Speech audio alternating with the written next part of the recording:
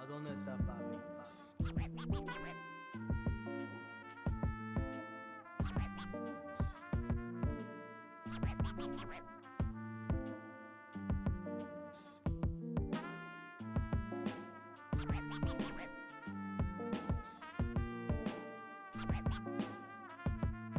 ¿A dónde está papi?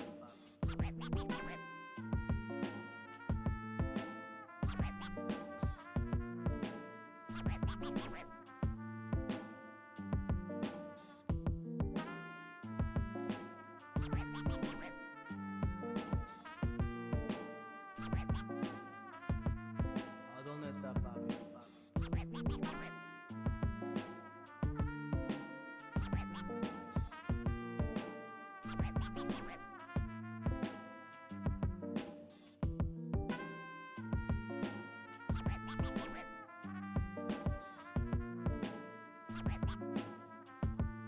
dónde está papi?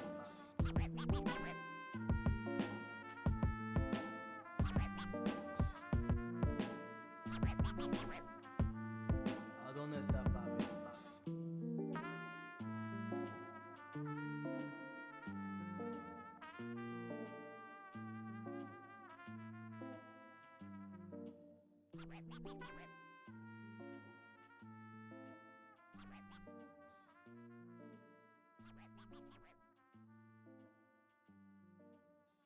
¿A dónde está papi?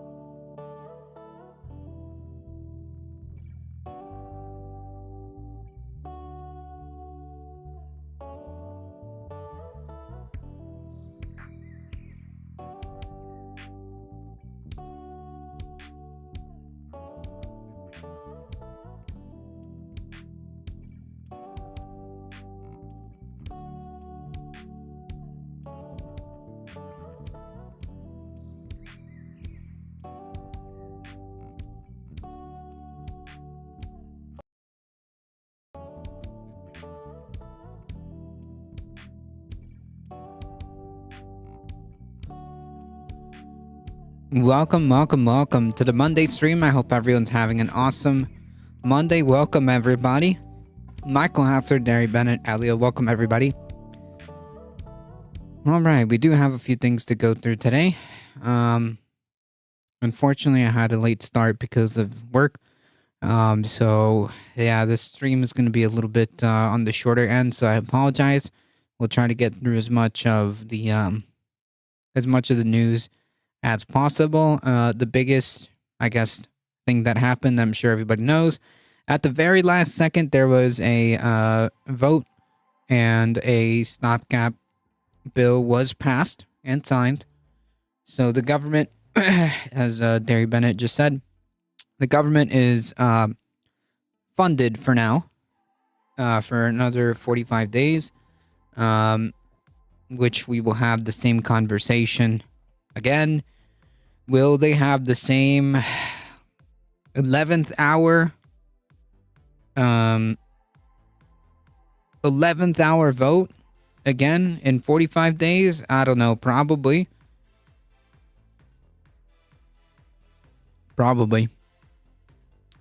Matt Gaetz has stated that because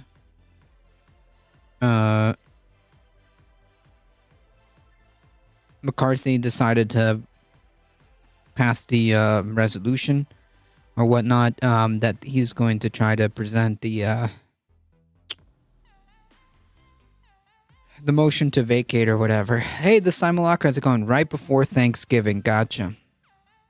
Just listen to Trump slithering out of the court on day one. We'll talk a little bit about that.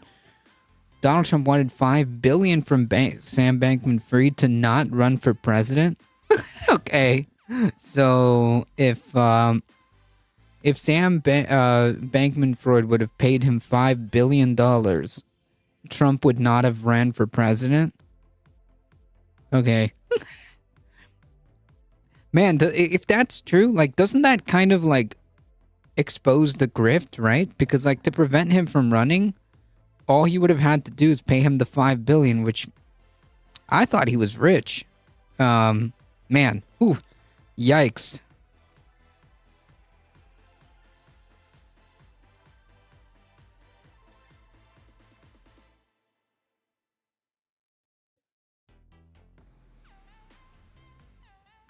It's still hell either way.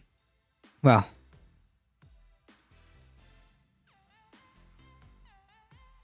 election's next month. Vote for... Wait a minute. The election isn't next month, is it?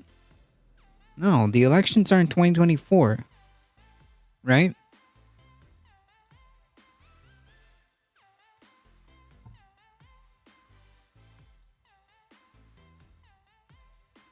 Yeah, folks, the elections are next year. November of next year. Not this year. Is Trump worth $5 billion except for negative headlines? I don't know. Some places will have state and local elections. Oh, next month. Okay. It just confused me because they put vote for Biden. So it was a little confusing. The first primaries are in January. Yeah, no, it was just confusing because they said vote for Biden and Harris. So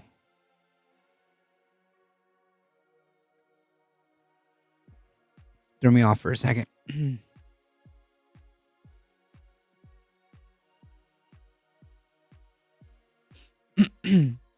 Okay. Also, folks, I got a message asking to put notifications on streams when it comes to YouTube. Unfortunately, that's not something that I can control. I think if you want, like, I looked into it. I think if you want notifications, you have to subscribe and ring the little bell, and then I think that's how you get notifications. Or if you join the Discord, notifications should come out automatically anyways. So that's another option. But yeah, I can't set like notifications myself. Hey, how's it going? federal executive branch elections next year, the 2024. Yeah, city and state positions are next month. Gotcha. Okay. Okay. Yeah, I see like the signs and whatnot in my area, but I was just a little bit confused by the comment. No problem. I got it.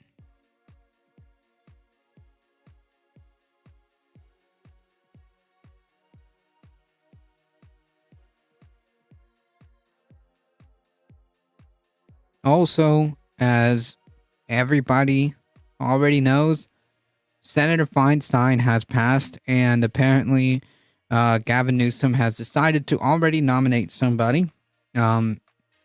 Nominated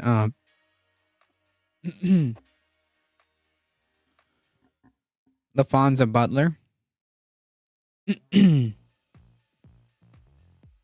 Depends on the locale. In Maryland, we do state elections on even years. Nearby, Virginia does them on odd. Gotcha.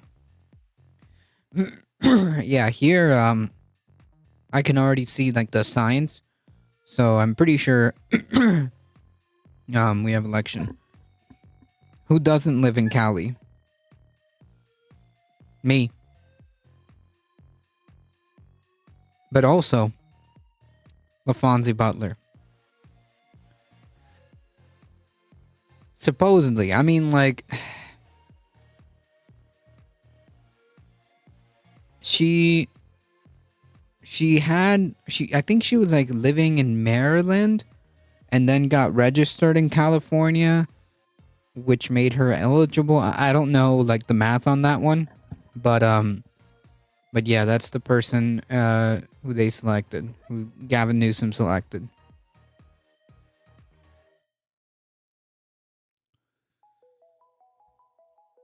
So we'll talk about that. Alright, folks, let's start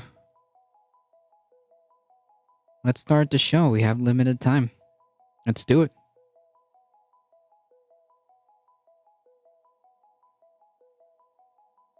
Speaking of perfectly normal and perfectly hinged people, MyPillow CEO Mike Lindell went whining and crying to Alex Jones this week about his company allegedly collapsing because banks have decided to either completely cut his credit or cut it down to a point where it's not even really useful for a man trying to run a multi-million-dollar pillow empire. Here is what I'm surprised, like, that company is still standing. Like, is he actually selling pillows? Like, is he actually selling that many pillows to keep him afloat? Mike Lindell told Alex Jones this week. And of course, he thinks he knows what's really behind the banks turning against him. Oh, wait. Oh, no. Is it gonna be some, like, anti-Semitic stuff? Alright. I had vendors get very nervous and banks get very nervous about my bills. They're calling me up. I said, no, that doesn't even go into court till next year. Well, then when American Express did this 2 weeks ago, Alex, it's vendor after vendor I've had to meet with. They want to pull their credit lines. I'll give him an 8 out of 10. I'll give him an 8 out of 10 for that impression. Okay?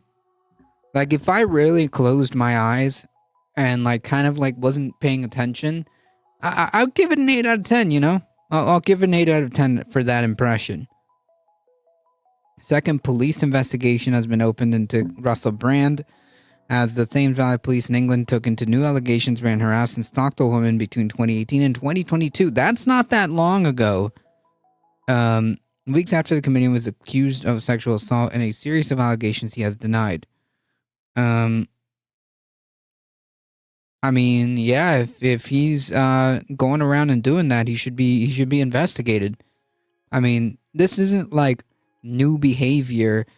The more I read, like, the more I was reading into, like, the whole, like, thing into Russell Brand, like, yeah, this is not new behavior. Russell Brand is a comedian. I thought comedians were supposed to be funny. True. Loses 5 points for not mentioning a coupon code. True. If he doesn't mention a coupon code, yeah, that's a minus 5 points. I guess it would be yes, because with the sheer volume of shit that falls out of the follower's mouth, including at night. The polls would be need to replaced frequently. True. And he says, of course, American Express cut his credit from $1 million down to $100,000. He continues. Instead of 120, you have 60 days where you're basically collapsing a whole company. So I've had to meet with individual vendor and give them peace of mind saying, hey, we're here to stay. If you do this, you do collapse us like American Express is trying to do. And it's just terrible, terrible attack. Come on, give us a coupon code. But it's not his fault, Dang right? it.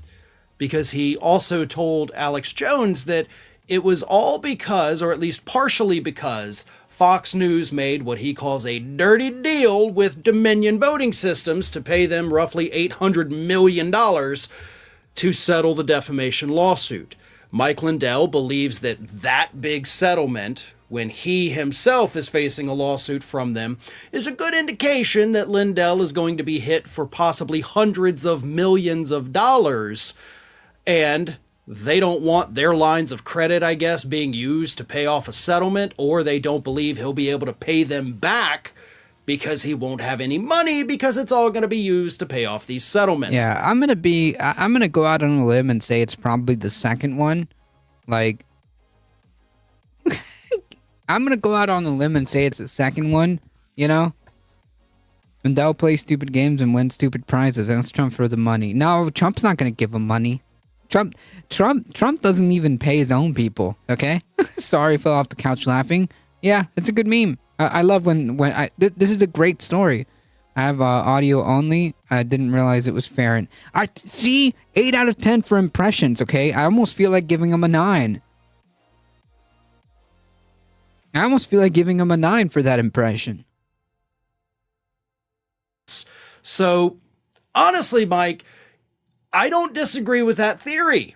I mean, to be real with you, I don't think that banks are looking at your looming legal problems and thinking, oh yeah, this is a guy who would give him $1 million. Why not? No, if I were a bank, and thank God I'm not, I'd be like, dude, you're not getting anything until these lawsuits are over with. Like, once we know that you have financial stability, doesn't matter what you have at this moment, because next year, as you point out, you got a lot of things coming up. Once those are over with and you can prove to us you have financial stability, I'd be more than happy to give you some money for your stupid pillows. Nah, have you seen... Whoa!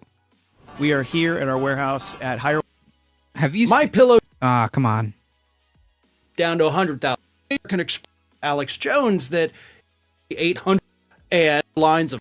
because he real with looking at your looming legal problems and over with. Like... Once we know that you have... Also, like, even just evaluating, like, the kind of behavior and commentary that this dude has been doing, I mean, like, I would be incredibly weary to lend this guy a penny, to be quite frank. Financial stability. Doesn't matter what you have at this moment. Because next year, as you point out, you got a lot of things coming up. Once those are over with and you can prove to us you have financial stability, I'd be more than happy to give you some money for your stupid pillows. But until then, limp along the best you can. Lindell also, of course, went on to whine about the fact that retailers pulled his stuff off the shelves and that hurt his business, he said, even though he had previously told us that, no, my business is doing great even with these people pulling it off the shelves. That hasn't hurt us at all. He boasted earlier this year, like, no, we're financially great. And then he was like, we're not, but we are, but we're not. So he's really kind of ping-ponged back and forth about whether or not he is or is not in financial dire straits with MyPillow. But none of that matters. All that matters is what will happen to him after those defamation lawsuits finally go to trial. Like, honestly, I'm kind of shocked that it is taking this long. I mean, you know, kind of seems a little straightforward. Probably could have reduced that timeline just a little bit. But either way, Lindell's got problems. And now, and more frequently, he's willing to admit that things are not good in the MyPillow kingdom. Here. I mean, like, well, things like this often take a long time. So, yeah. And there is a possibility that this dude's gonna try to appeal. Should he get like a ruling against him? Yeah, so it might be a while. Lindell uses too much of his own product because he exists in 24/7 dream world. True. Lindell needs a 10th company or trademark. No, he just needs to go away. Basically. I honestly hope he gets buried. I honestly hope he gets buried in those lawsuits next year.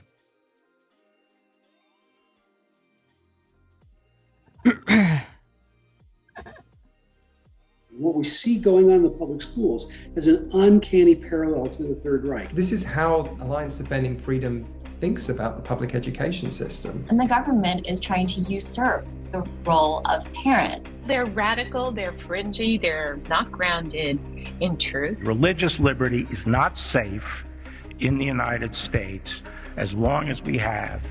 Stop. It is. Stop. That statement just isn't true. The kind of public school system we have. The plan that they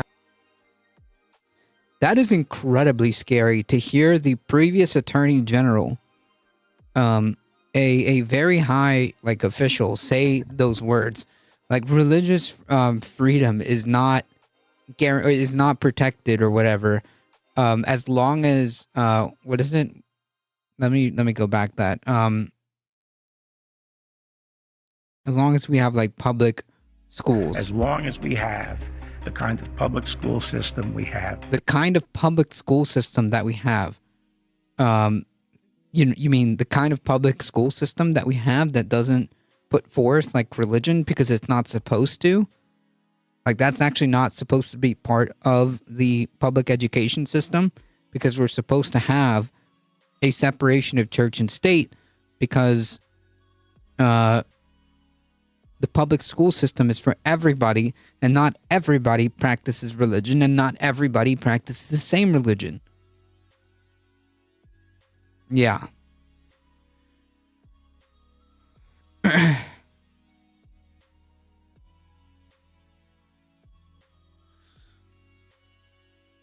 Public schools do not teach religion. That's the parents' job. Optional, correct.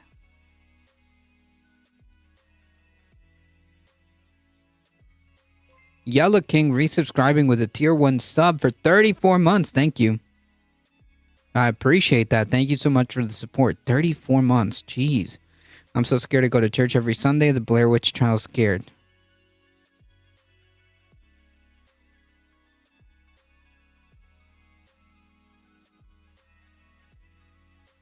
The Blair Witch Trials?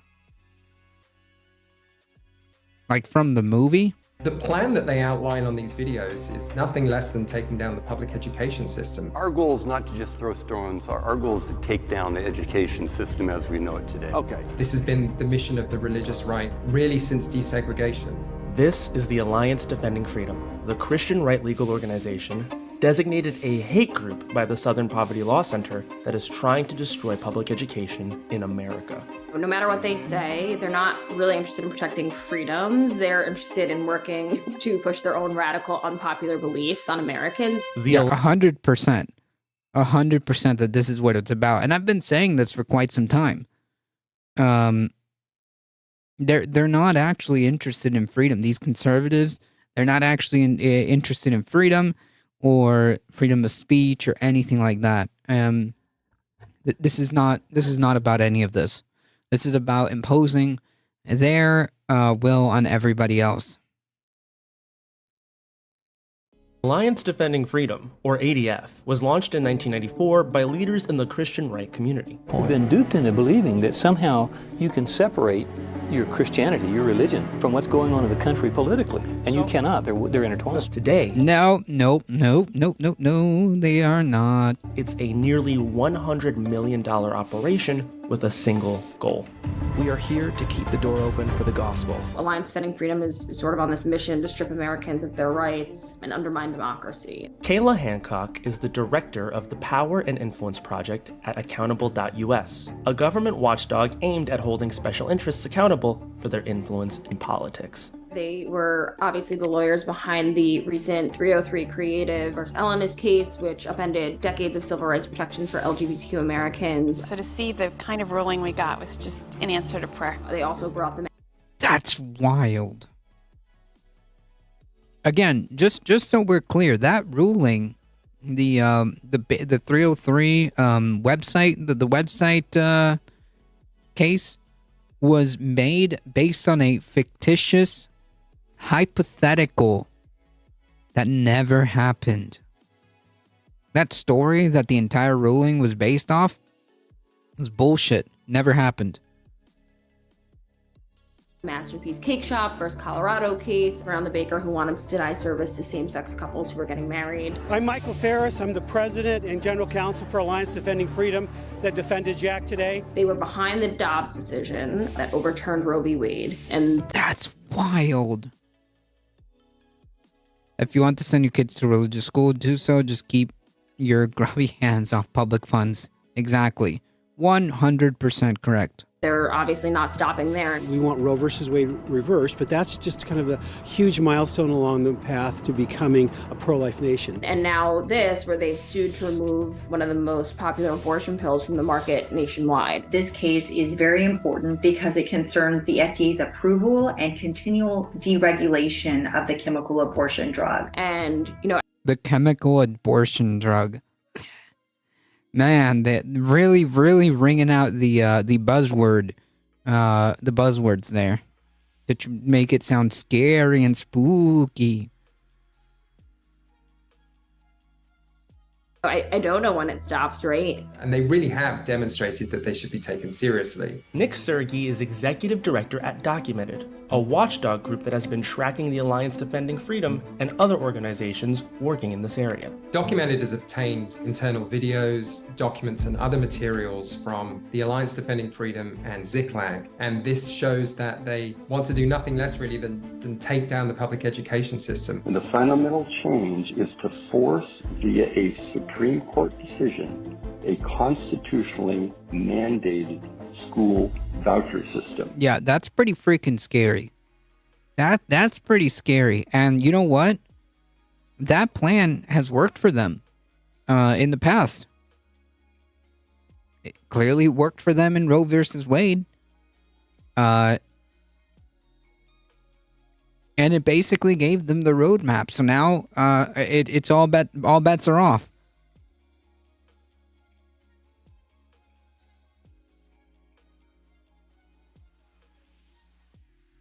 And it's not going to stop there. I guarantee it. It's not going to stop there, folks. Bill Barr, the former Attorney General under Trump, laid out the basis of this project. It may no longer be fair, practical, or even constitutional to provide publicly funded education solely through the vehicle of state-operated schools. This has been Mike Farris's life's work. That's pretty scary. Yeah. That's pretty scary. So like this idea that that these people aren't a threat, yeah, I would seriously take these people seriously. They're not going to stop. They didn't stop at Roe. They went after the abortion pill. They're not going to stop there. And I mean, it's just unequivocal that the Republican Party is fundamentally incompatible with democracy. That's what these people are going to continue to push and push and push and push. So again, we need to make sure that they do not win power at all. Michael Ferris is the former CEO and general counsel at ADF. He has been a leader in the homeschool and school voucher crusades. The privatization of public education is very good for that system. Ever since the 1970s, he's been making similar arguments. The privatization, stop. We can stop right. We can stop right there. The privatization of nope. They're approaching a threat to national security level. Scary. Oh yeah, they've already demonstrated that they're absolutely a threat to national security. They've already demonstrated that a while ago. But this is pretty scary. Between Project 2025, and again, this is not new. This is not new. They've been talking about this for years and years and years. And now, they see a roadmap where they think it's possible. They think it's feasible. Not saying it is, but they think so. In these recordings. The voucher system, one of the most necessary changes that our nation's education system needs. And you fast forward to today, now they're just being taken seriously. I believe it's a winnable case now, whereas 10 or 15 years ago, it probably wasn't. Alliance Defending Freedom is Why is that?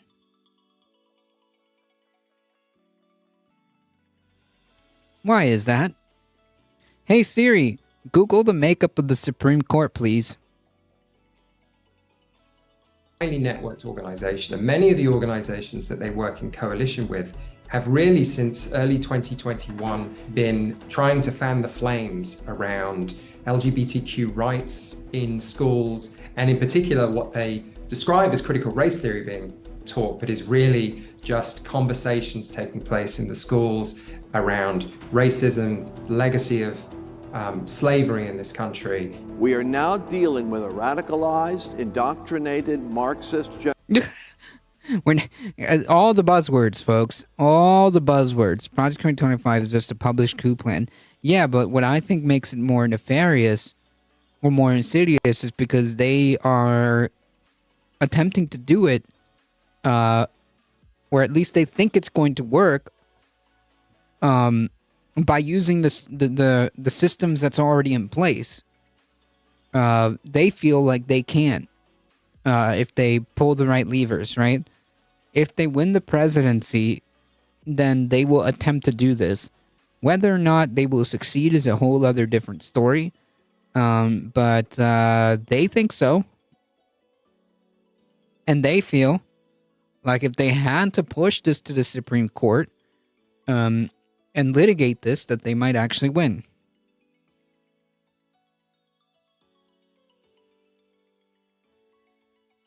Generation of youth that are actually the agents of the nation's destruction. And they want to use the anger that groups that they work with have helped whip up, really to try and push this legal strategy and do what the religious right has wanted for decades, really back to desegregation, and that's to push school vouchers. And they'll go for that too, by the way.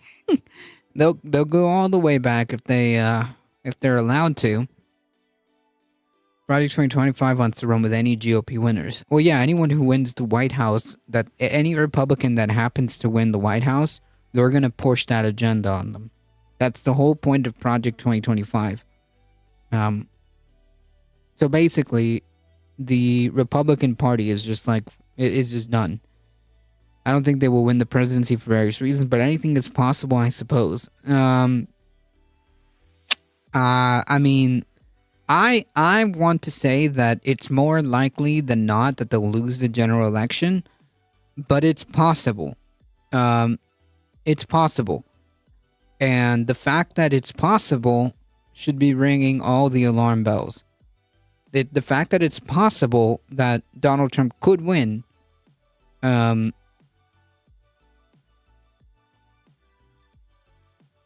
enough for me. Have the Supreme Court bought and paid for. Well, yeah, the Supreme Court is very right wing. Are we sure that all reps are down with the Heritage Foundation's plan? It doesn't matter.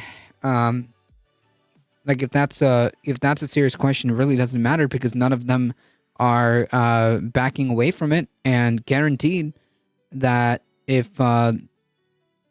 push comes to shove, they'll back it anyways.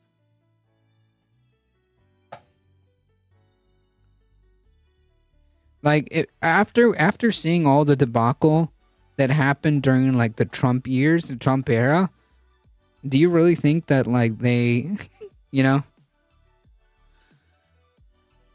And doesn't this plan require big legislative moves which could fail? No, it doesn't. No, it doesn't. Well, okay, so Actually, let me take a step back. What are you referencing? Are you referencing Project 2025 or this?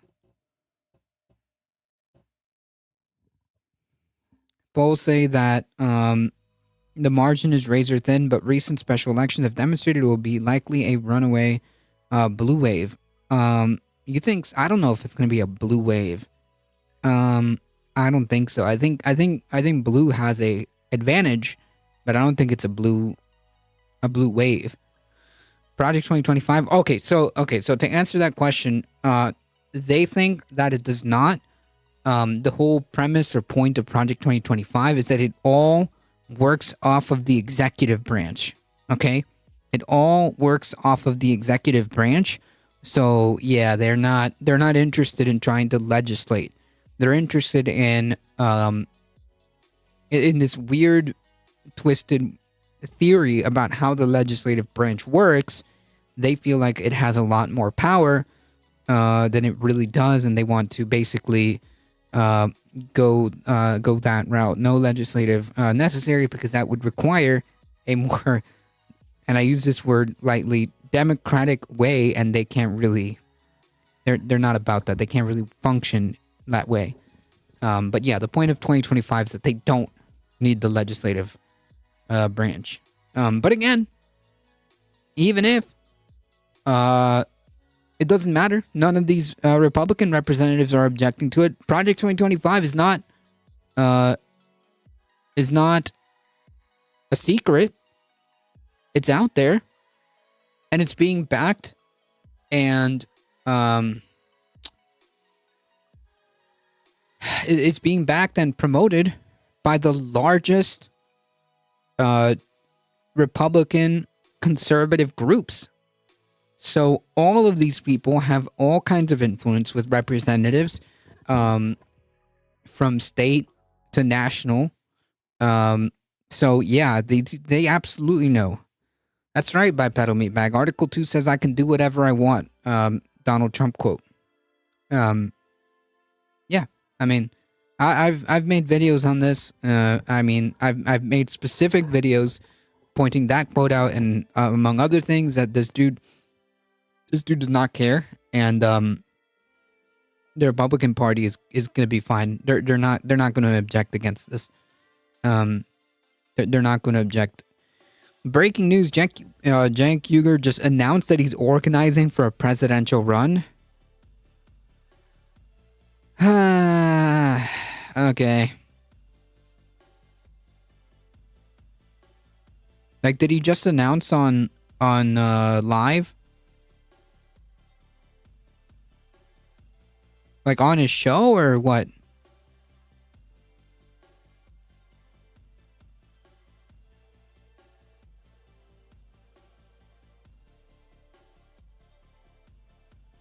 Hey, Echo Wrestler Dragon, like what is going on in North Carolina, other places where they just ignore what the voters want and do what they do. Yep, 100%. On TYT, gotcha.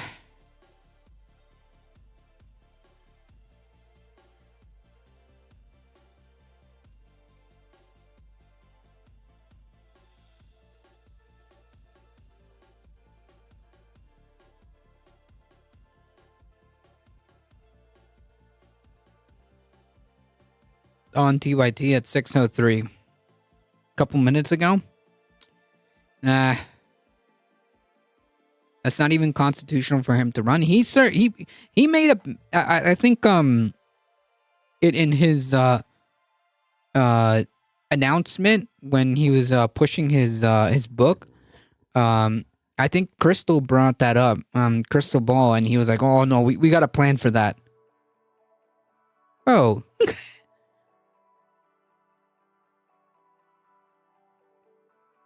That's right, he was born in Turkey.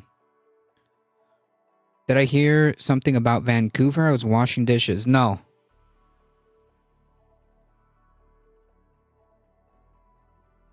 Cenk Uygur. I only watched Damage Report and Indisputable anymore and only got a gift sub. Nice. Completely understandable.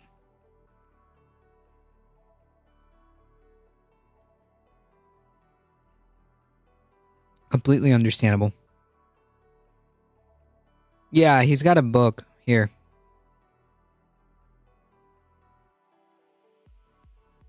He's got a book that he announced. Supposedly his mother was a dual citizen and had U.S. citizenship. Oh, okay. I don't know how that's gonna play out, though. Ted Cruz was born in Canada, and he ran.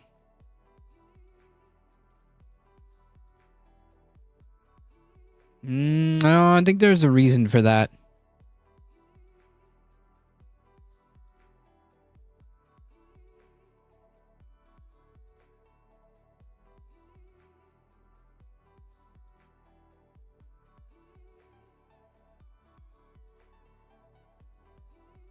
Oh, it's because his parents were born. His parents were,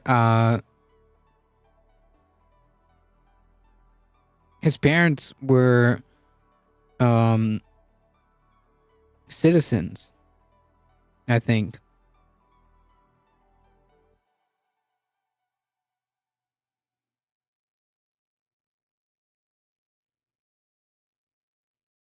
Justice cannot come.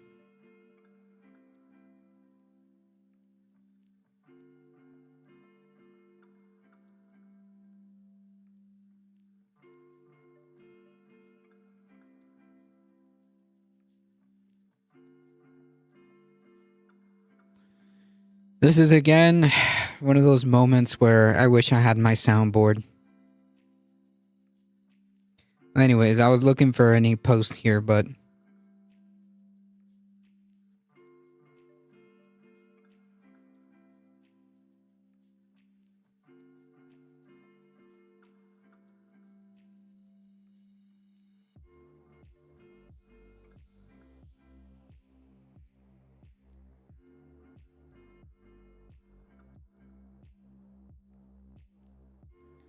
Yeah, if his mom was a landed immigrant in Canada, but she was American, as he gives up his Canadian citizenship, he's considered American even if born in Canada. Right, so I think that that's why he was allowed to run. But I think that's not... I don't know if that's 100% like how that works in Cenk's case. I'm not sure. I vote for Nina. Yeah, I mean, if she runs, yeah.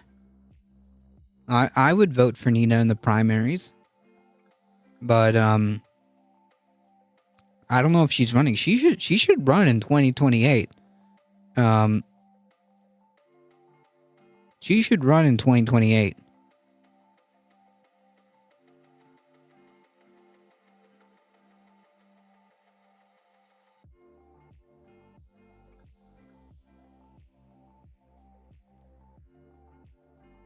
Well, no, Cenk is naturalized Turk. Turkey doesn't have the same rules. Gotcha. Okay, so yeah, that's okay. Yeah, so he's ineligible to run. So I don't know why he's making up all this nonsense, unless like the whole point of this is just one giant publicity stunt to sell his book. Because coincidence, hey, his book just came out. I don't know.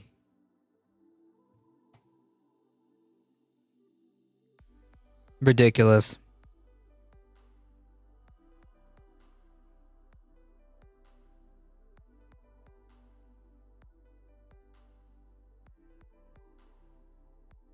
The type of voucher for all program they're looking to secure would allow parents to remove their children from public schools, but would still force the government to subsidize their private education with public money, even at religious institutions.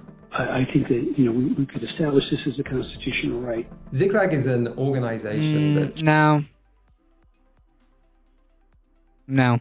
The closest to the presidency Cenk could get is Speaker of the House, I think. Gotcha. For which, to even be anywhere near that position, he would have to be a member of Congress, which we all saw how that went. Yeah. Channels money to projects on the right. Peter Bollinger is one of the leaders of Ziklag, and he chairs their education committee. For an investment of a few $1 million, we can literally and potentially shift the flow of approximately $750 billion of education funds.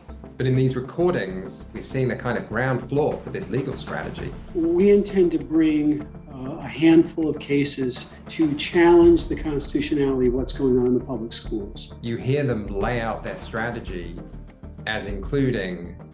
Oh, wait. Yep, that's right. That's right. Chat, you are correct. Yep. A speaker can be a citizen, I think not necessarily a congressperson. Yeah, that's true. That's true. Never mind. I'll take that L.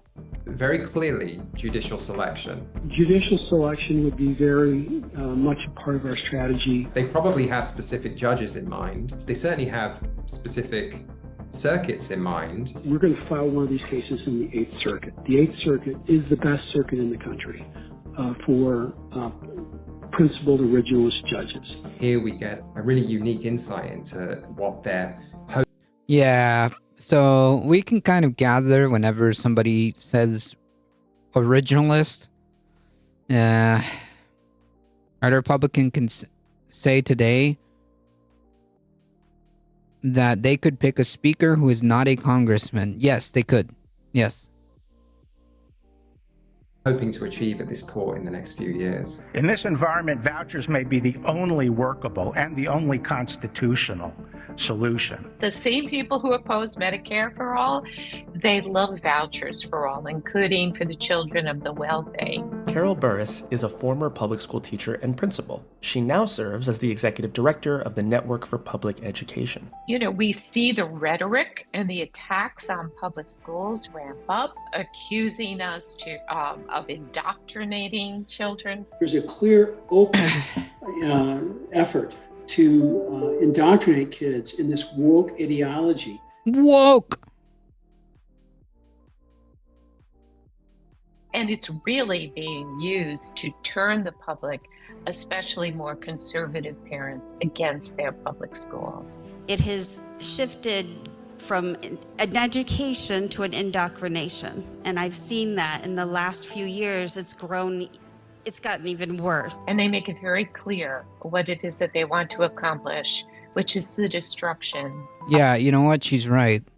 The indoctrination by the right wing, attempted indoctrination by the right wing has gotten worse over the last few... Yes, she's right. Did you hear the new one at a rally in Arizona? The New World Order I'm calling... The new word I'm calling them, the Orange Mafia. Oh, God. The Orange Mafia? That's pretty funny. Public education in our country. The public schools, because of market forces, would be really compelled to clean up their act. Problem is, no one ever follows the logic through of what would happen if we had a marketplace system in the United States. And that was the only system we had, which is the ultimate goal. There are going to be places... Right, and yeah, that is the ultimate goal, because they want to be the ones that control education. Also,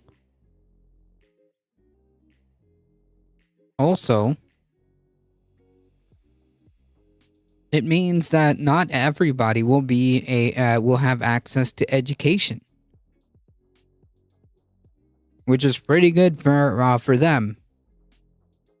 Parents are not going to get the schools that they want, if they can get a school at all, because that's how the marketplace works, right? It goes where there are customers. So what happens when we have areas where there just are not that many families to serve? Where will there be a school? Where does your child go? And there are very real issues with moving towards a fully voucher-based approach to our nation's education. We have years of research on voucher programs, and it's very clear. Students who leave public schools, on average, or a private school, do worse, and sometimes a lot worse, like 0.40 standard deviations worse, which is huge. Given the current makeup of the Supreme Court, I really believe that we could have success. There it is, folks. You know what? I honestly don't know, given this particular Supreme Court and some of the rulings that they've had in the past. And in many ways, the ADF and affiliated groups have already been successful. There really has been an almost 180-degree shift in how the Supreme Court thinks about public subsidies for private religious institutions. Kevin Wellner is a professor of education, policy, and law at CU Boulder. He also directs the National Education Policy Center. Vouchers for religious schools were thought to be constitutionally forbidden by the Establishment Clause in the 1970s, for example. And then we had a decision out of Cleveland in 2003 called the Zellman decision. It was a challenge to the voucher policy in Cleveland, where the court said, no, that's actually constitutionally allowed based on a variety of arguments, but in particular the argument that it's not the state deciding which schools receive the money, it's the parents deciding which schools to send their kids to, and then the government then steps in and funds those schools. And then we had this decision in year 2020 out of Montana, the Espinoza decision, where the court said, you know, under these particular circumstances where you have a voucher policy or you have a state policy that funds some private schools, the Constitution actually requires that you also fund religious private schools. Whew. Yeah, yikes. If they're successful, we'll likely lose 1 to 2 generations of educated youth. Yep. Hello, Prescott! Hey, stand up if you're Ultra MAGA! Ultra MAGA! The heck? Woo! Hey, I'm a proud member of the Orange Mafia! Oh man, these people meme themselves. That's hilarious. Whew. Not a cult, by the way. Otherwise, it's discriminating and basically withholding money from an institution because it is religious. And then we had a decision 2 years later out of Maine, the Carson v. Macon decision, where the court built on that and extended it even further. So we're sort of creeping toward decisions that could be even more radical. In recordings, ADF seems to believe that now is the time to strike and enact their vision for our country. Supreme Court is better than I've ever seen it.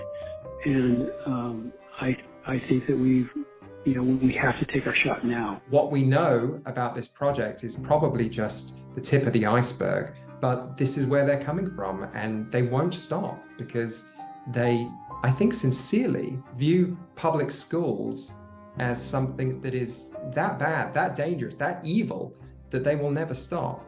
We are committed to excellence. We are committed to victory. It's terrifying, honestly. It is freaking terrifying. It is. I mean, I know you can't look dignified while you're having fun, but those schools are having way too much fun. I mean, it's a cult. Yeah, it's a cult.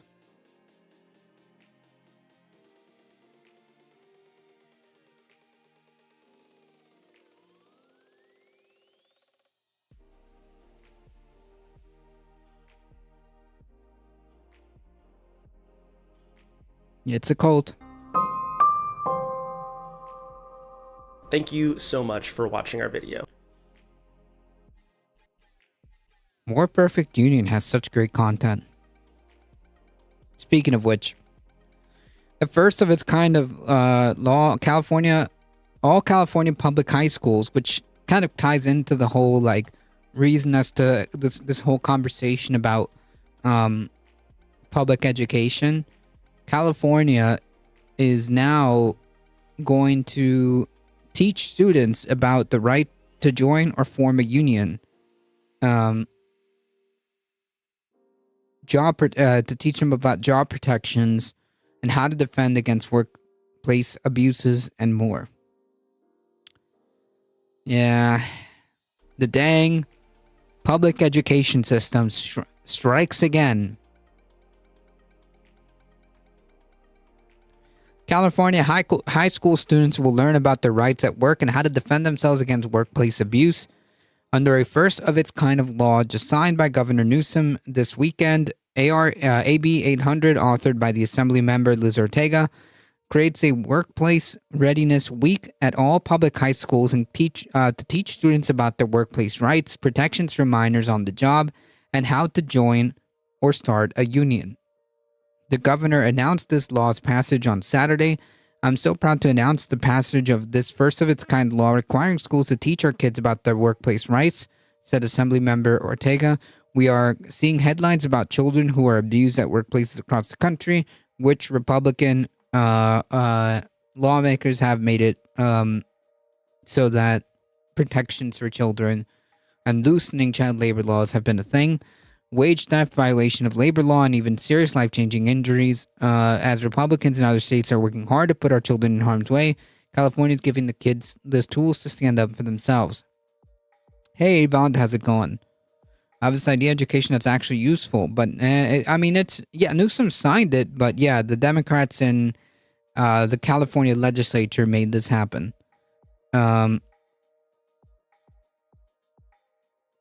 I hate that we need it, but based. Yeah, no, this is definitely a good idea. Hey, Bond, how's it going? I love how California just flips the double bird. And whatever the trend is for capitalist fashion is, I just wish they weren't so galactically corrupt. It's a hit or miss, okay? It's a hit or miss. In this case, this is a good thing. Despite an uptick of reports of serious workplace injuries and abuse involving minors, a number of Republican-controlled states have passed laws loosening protections for minors. Arkansas and Iowa recently lowered the age at which minors can legally work. In those states, children as young as 14 can now legally work in meat coolers and industrial laundries, and 15-year-olds can work assembly lines. About 55% of U.S. teens are employed. They are more concentrated in fields where wage theft is common and more likely to be seriously injured while working with machinery. In 2021, 109 teenagers died from work-related injuries in the U.S. That same year, 33,000 teens suffered workplace injuries so severe that they needed to go to the emergency room. Youths are having their wages stolen and being seriously injured at work because they don't know that they have a right to demand safety and hold their employer accountable, said Assemblymember Ortega. Teaching our youth about the right to work, rights at work is essential education that could save lives. Too often, workers face wage theft, unsafe conditions, and sexual harassment and other abuses at work, said Lorena Gonzalez Fletcher, a chief officer of the California Labor Freedom. By requiring that high school students be taught their rights as employees, AB 800 empowers young people with information and tools that they need to understand their rights as workers and protect them against workplace abuse.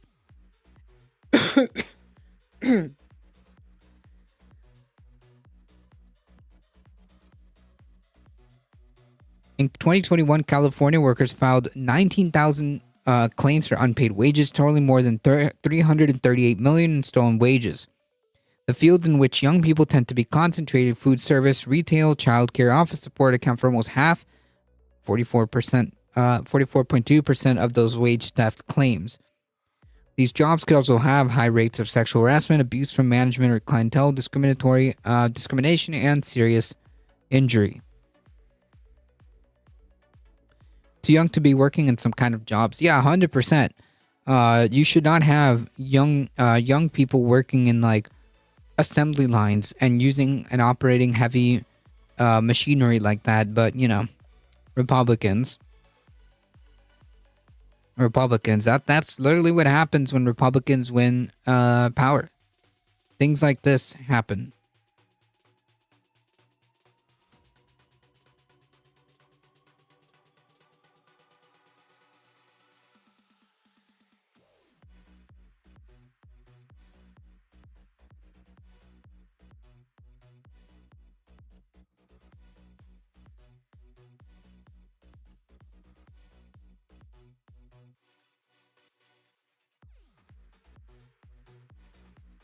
Despite Newsom's actions, this one in particular was good. Although not his idea, at least he signed it into law.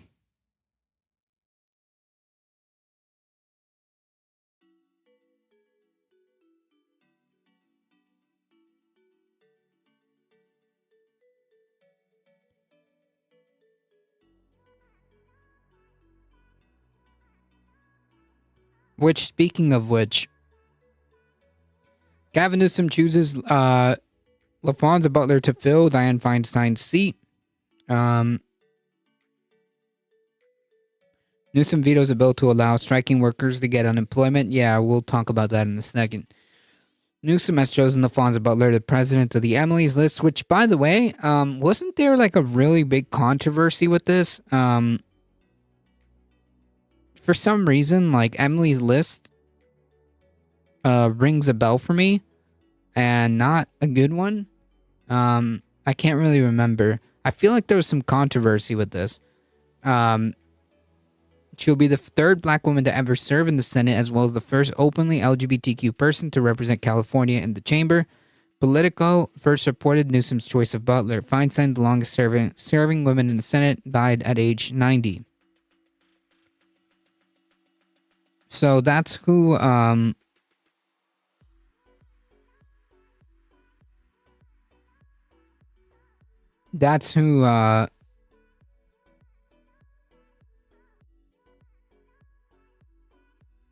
who Newsom has decided to replace Feinstein with. Butler has led Emily's List, which works to elect Democratic women who support abortion rights since 2021, when she became the first black woman to lead the organization. On Friday, she posted a tribute to Feinstein, calling her a titan in the Senate and a legendary figure for women in politics around the country. Man, for some reason, like I keep going back to this Emily's List.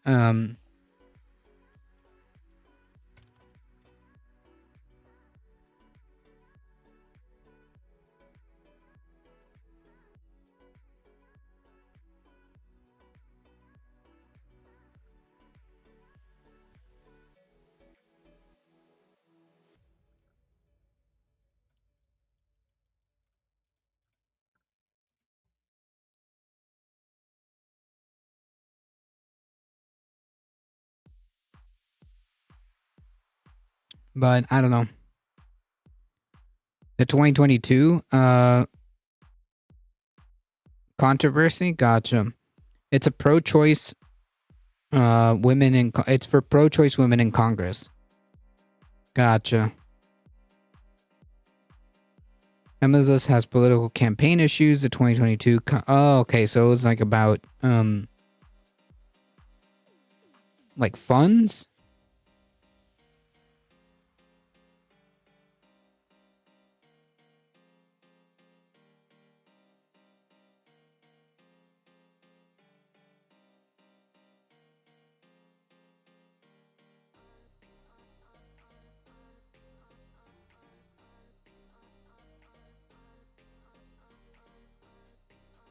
They become a super PAC since that was made a thing, with all the issues that entails. Gotcha. Okay. Okay.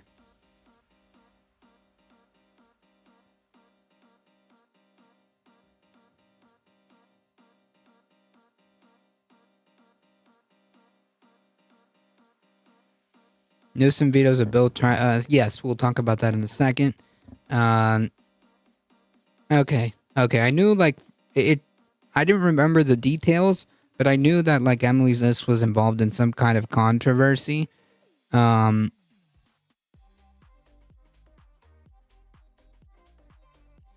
question is like, why not?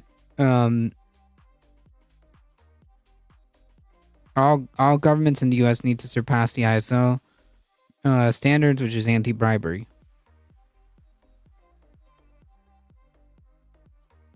I don't know what that one is. Is that from Canada? I mean, like, Governor Newsom's excuse for not nominating Barbara Lee is because he made some last-second cop-out that said, like, oh, I'm not going to nominate anybody who's currently running. Oh, international standards, gotcha. Oh, ISO, gotcha. Makes sense, international standards. Yeah.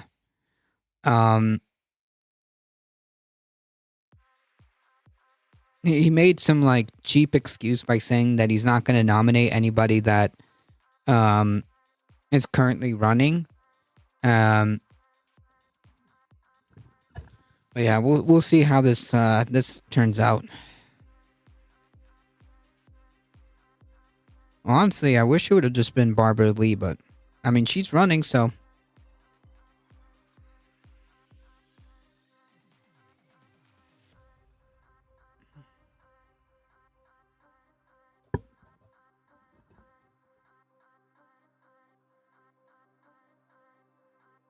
Nancy's gonna shoehorn Schiff in. Adam Schiff? Please no.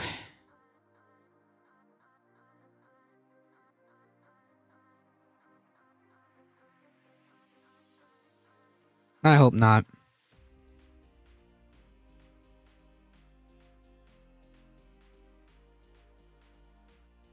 I hope he loses. I forgot about Adam Schiff. I'm not even gonna lie.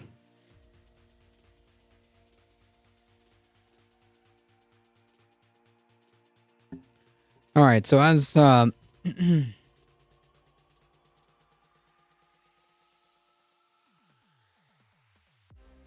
Bipedal Meatbag pointed out, Gavin Newsom vetoes bill offering unemployment pay to strikers. California Governor Gavin Newsom on a Saturday vetoed a bill that would have paid unemployment benefits to striking workers and had drawn support from labor unions and his fellow Democrats in the state legislature. So he had the support to do this. Okay. In rejecting the bill, Newsom said that the state's unemployment trust fund is already nearing the $20 billion in debt. Now is not the time to increase costs or incur this sizable debt. Or, I don't know, tax the wealthy more? The Democratic majority legislature passed the bill in September amid high-profile strikes. Hollywood writers ended their nearly 5-month walkout 12 days after, but Hollywood actors remained on the picket lines. Southern California hotel workers are also on strike. The bill would have made workers out on strike at least 2 weeks eligible for unemployment checks. The vast majority of states, with the exception of New York and New Jersey, do not offer unemployment benefits to striking workers. I hope Newsom doesn't run for president. He might in 2028. He might.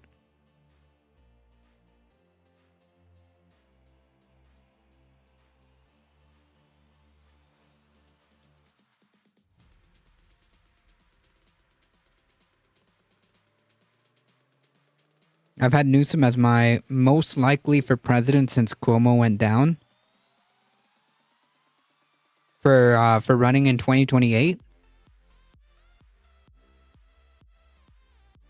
I mean, he's getting ready to like set up a debate between him and Ron DeSantis.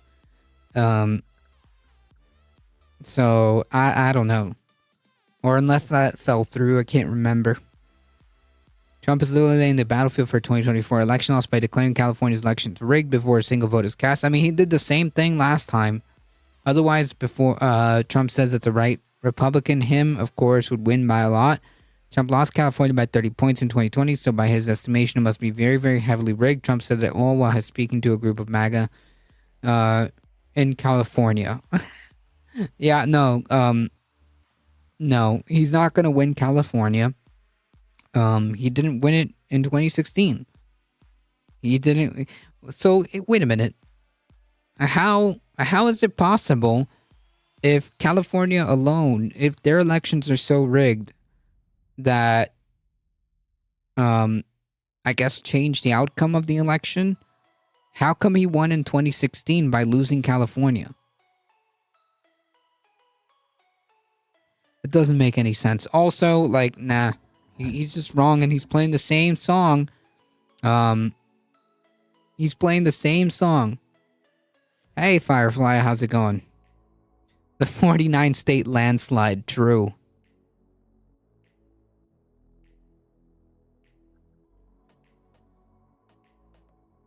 Trump is on Earth 3 in his mind. Yeah, it's alternate realities. Completely alternate realities. I think I found that. Is this thing you were talking about? Going okay? Hope you're doing well. I'm hanging in there. Yeah, if you want to send it to me by whispers.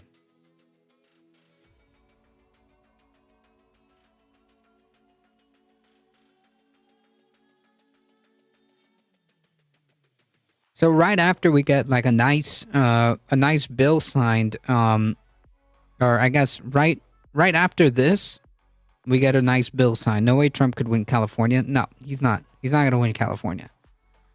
So I think California like is like a Sour Patch Kid, right? You get like some things that come out of California that are pretty good and pretty like groundbreaking, like asking or mandating public education for like workers' rights to make sure that youth know their rights.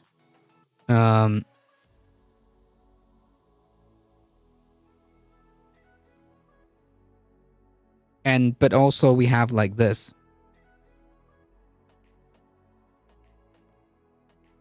Often accused of is this arguing with the FEC over how much money should be allowed to be given in campaigns. MOs have been criticized for pushing allowance on limits on how money can be donated to campaigns. Yeah. I think that's what the Simulacra was talking about. And also, like, I was reading that like sometimes they would even fund like Republican candidates if they were a little bit more pro-choice versus like the male counterparts. I mean, I don't know. I mean, you got your Republican counties like you do in every state. Yeah, but he's not gonna win California. That's just not something that I see happening. Trump was bad-mouthing Hollywood and BH saying that it's too liberal. Blue states have some of the worst, most conservative Democrat politicians, Manchin notwithstanding. True.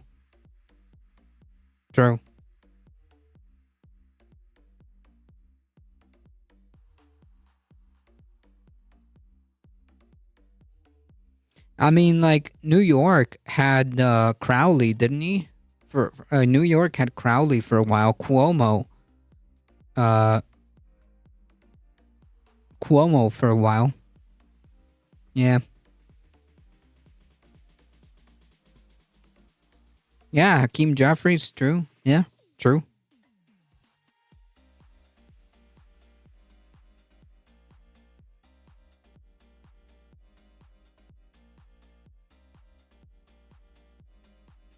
The Dems have funded extreme activists to make the Republicans lose. I mean, yeah, but that's also a very dangerous game and ridiculous to even play at. Like, instead of trying to do that, why not put a bunch of effort into making and pushing for actually good policy? I never understood that.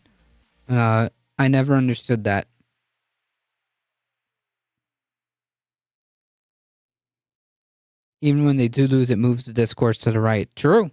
Yeah. California hasn't voted Republican since George H.W., since Daddy Bush. Yeah, you're 100% correct, the Simulacra. Because, like, why would you even put a platform for some of these,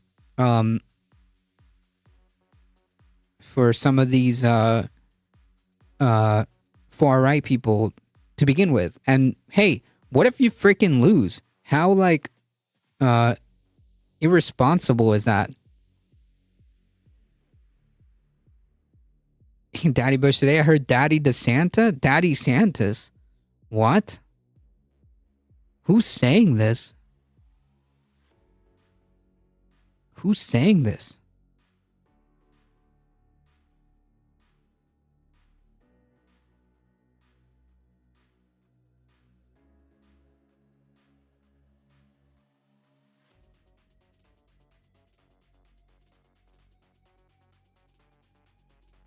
I just call him Herbie to distinguish from W.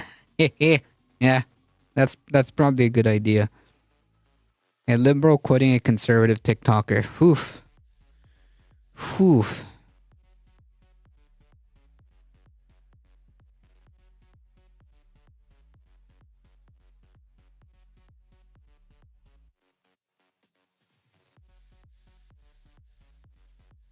All right. So as we know, there was a lot of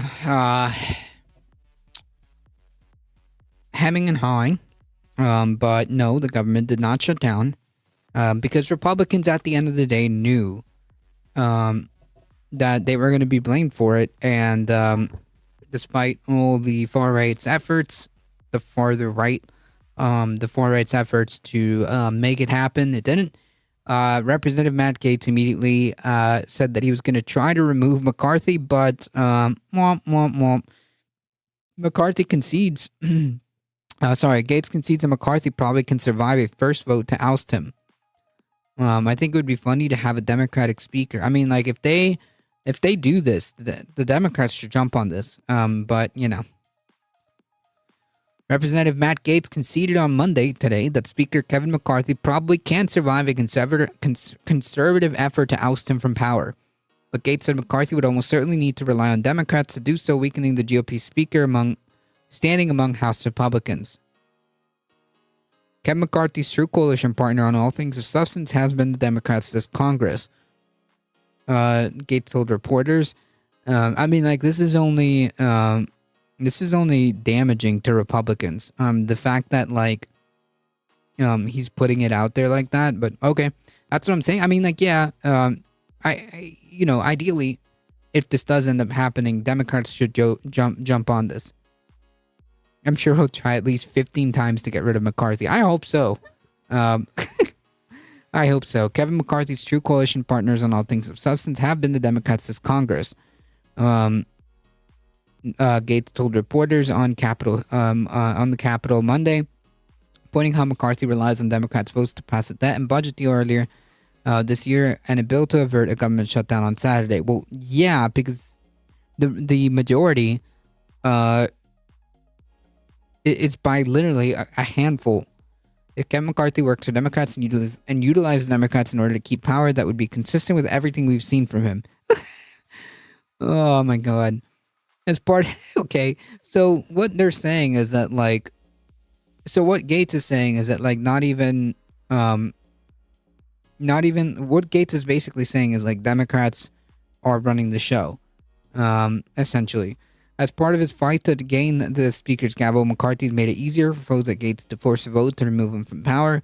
Gaetz or any other single member can now file a motion to vacate, which requires the House to vote on whether to keep McCarthy as speaker. Gaetz said if he fails to oust McCarthy the first time, he could keep calling votes to remove the speaker, forcing his GOP colleagues to repeatedly take tough votes in support of McCarthy. It took Speaker McCarthy 15 votes to become speaker, so until I guess the 14th or 15th, I don't think I'm being any more Tory than he was. So yeah, no, he's not kidding. Bipedal. That might be a meme, but he's not kidding. I guess we're going to round 15. Okay, strap in, folks. Oh my God. If this actually ends up happening, we're definitely going to be watching and paying attention to this. Okay. This is only, like, newsworthy in so much as, like, it's just showing, like, the whole circus out on display, and just how much of a clown show the Republicans have become and are. I mean, can you imagine if we're spending, like, this is the kind of stuff that we're spending time on. So we've gotten so far. Let me get this right. We've gotten. I'm working my way backwards here. Okay, so we've got potential government shutdowns. Now we have the threat of 15 rounds of voting until the speaker is out because ? He didn't do what I said. To Hunter Biden dick pics in Congress. Yes, this is true. To impeachment inquiries that the Republican witnesses themselves have already said under oath that they have no evidence to justify an impeachment of the president, just that they should investigate. I mean, like, this has been one circus act after the other. You forgot the 15 votes to get in. That's right. That's right. Ready for the clown show? Yeah, this is a complete clown show. Like I said, I saw a Facebook meme a long time ago where it says, when things are going bad for in the circus, they deploy the clowns to start distracting people. Well, there's a lot of clowns going around, folks. There's a Republican proposal today that will force a special vote so that there would be need to be 30 members to vote to remove the speaker. Wasn't it 15 originally? I can't remember. Before they changed it.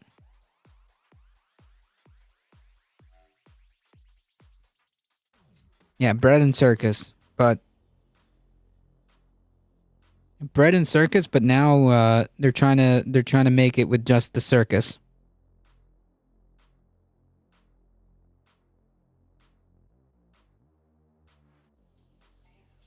Right, no, presently it's just one. I'm saying before they changed it, was it 15? I thought it was 15.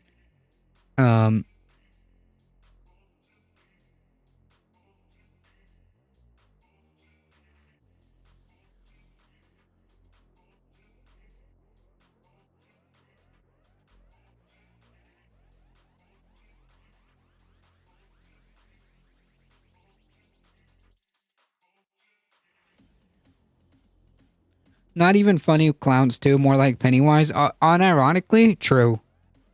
You know what? True. I believe it. I agree with you, I should say. They're not even funny clowns. They're just scary. They're just scary and evil. This actually, if this actually happened, it would be bad. If there's no speaker, the House can do nothing until they have a new speaker, so they could not vote on the budget in 44 days. Damn. Then maybe Republicans,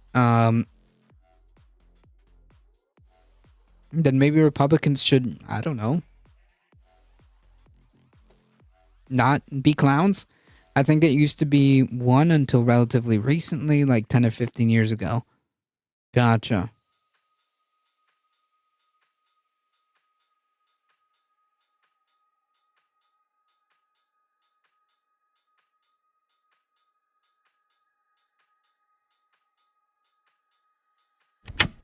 Whoa.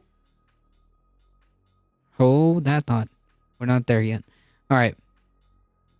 So, yeah, we'll see how this clown show progresses or doesn't. I don't know. We'll see.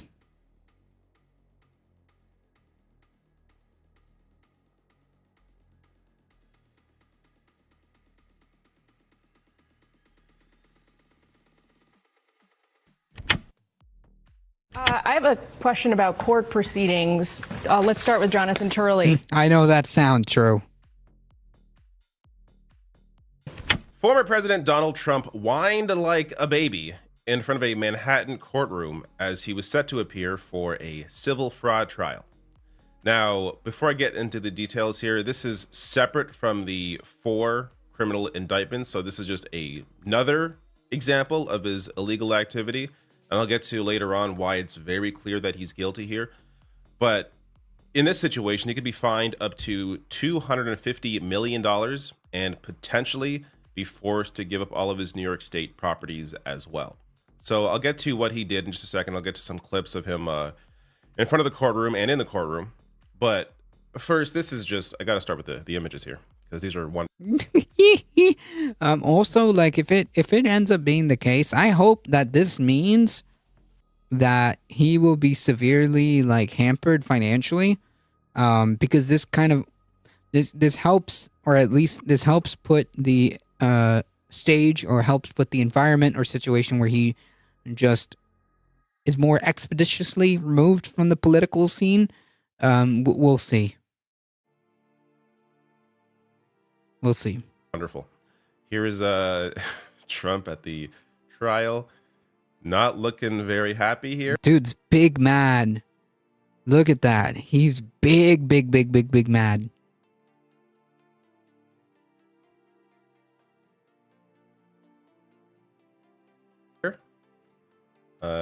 Yeah. Oh yeah, super big mad.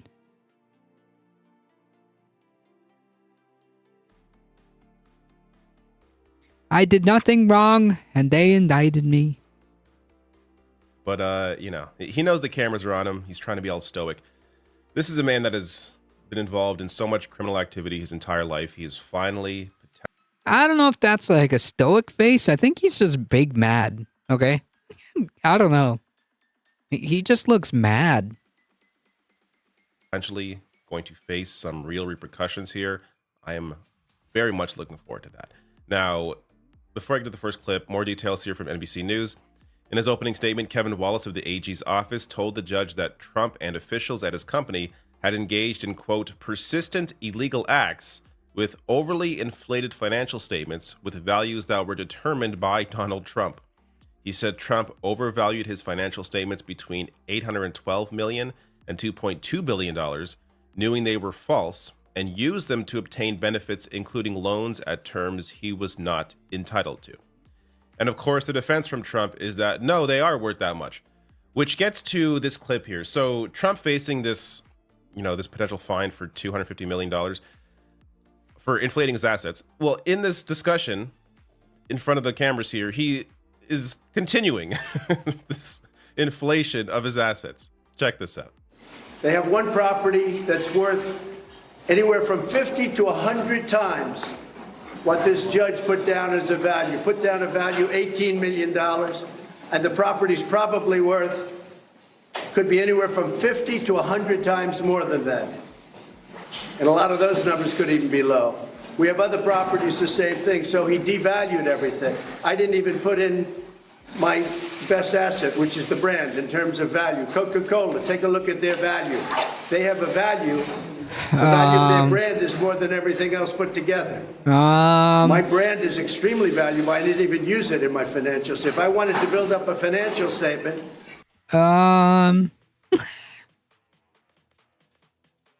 He's posing his every waking second is a campaign moment. True. Makes sense.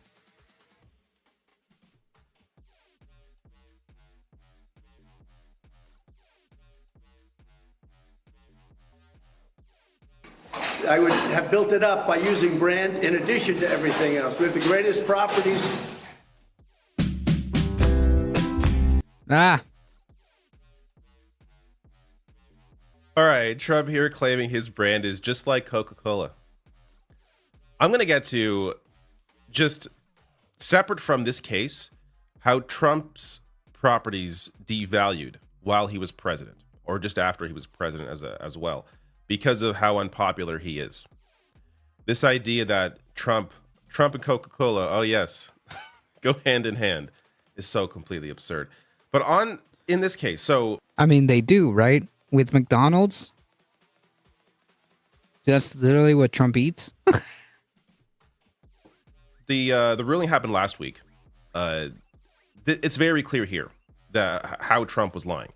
So in his ruling on Tuesday, the judge said Trump inflated the value of his own Trump Tower residence between $114 million and $207 million, including claiming the property was triple its actual size in square feet. So even if you want to claim, well, Trump really thought his property was worth more, when you triple the size of the property in square feet to try and match the value you were making it out to be, that shows you are committing fraud. Right, it's intentional. There's no denying. You can't. And like after all this happened, like the ruling of this, like Tim Pool was basically saying like, oh, well, how can you have a guilty thing without even having a trial? Bro. There are facts here. Here is a fact. There's a certain amount of square feet the property is. You can't triple it and pretend that was just your opinion. Quote, a discrepancy of this order of magnitude by a real estate developer sizing up his own living space of decades can only be considered fraud. Now, in terms of the history of Trump, or I should say the recent history of Trump's properties, this is from The Guardian, from a 2-year-old article. Trump properties suffer price slump as Gilded Name loses its shine. So this idea that, just like Coca-Cola, this is so ridiculous. Buildings emblazoned with the Trump moniker once attracted the rich and famous. Now apartments are going for bargain prices. So here's an example. It's a plunge that outpaces drops in many similar buildings. So this goes to as well that this isn't just because of the pandemic, for example. These drops are unique to Trump and his properties. So it outpaces drops in many similar buildings, leaving units for sale in Trump buildings to be had for hundreds of thousands to up to $1 million less than they would have gone 4 years ago. Oof. Quote, they're giving them away, says Lane Blue, who paid $160,500 in March for a studio in Trump's Las Vegas tower. $350,000 less than the seller price. Than the seller paid in 2008. Jesus. It was his second purchase in the building this year. It may not be his last. 100 and hold on, can we stop and just like for a second? 160,500 for a studio, and that's the bargain discount price. Jeez, his lawyer screwed up in one of the cases that is only a bench trial, not a jury trial. Isn't it this one? I'm pretty sure it's this one is not a jury trial. I'm about to go invest over 500K. Oh, well, throw some in there for me then. Sean Hannity says treatment of Trump is outrageous. Nah, it's exactly where it needs to be. So this guy's betting on the value of these places, these properties going up. But more here. After Trump was accused of whipping up the mob that stormed the Capitol on Jan 6, things got really bad. Banks vowed not to lend to him. The PGA canceled a tournament at his New Jersey golf course, and New York City fired him as a manager of a public course in the Bronx. Several brokers say many potential buyers won't even look at Trump buildings now. Quote, I'd be happy if his name was taken off, says Gary Gabriel, who owns an apartment in Trump Palace on Manhattan's Upper East Side. Quote, it's embarrassing.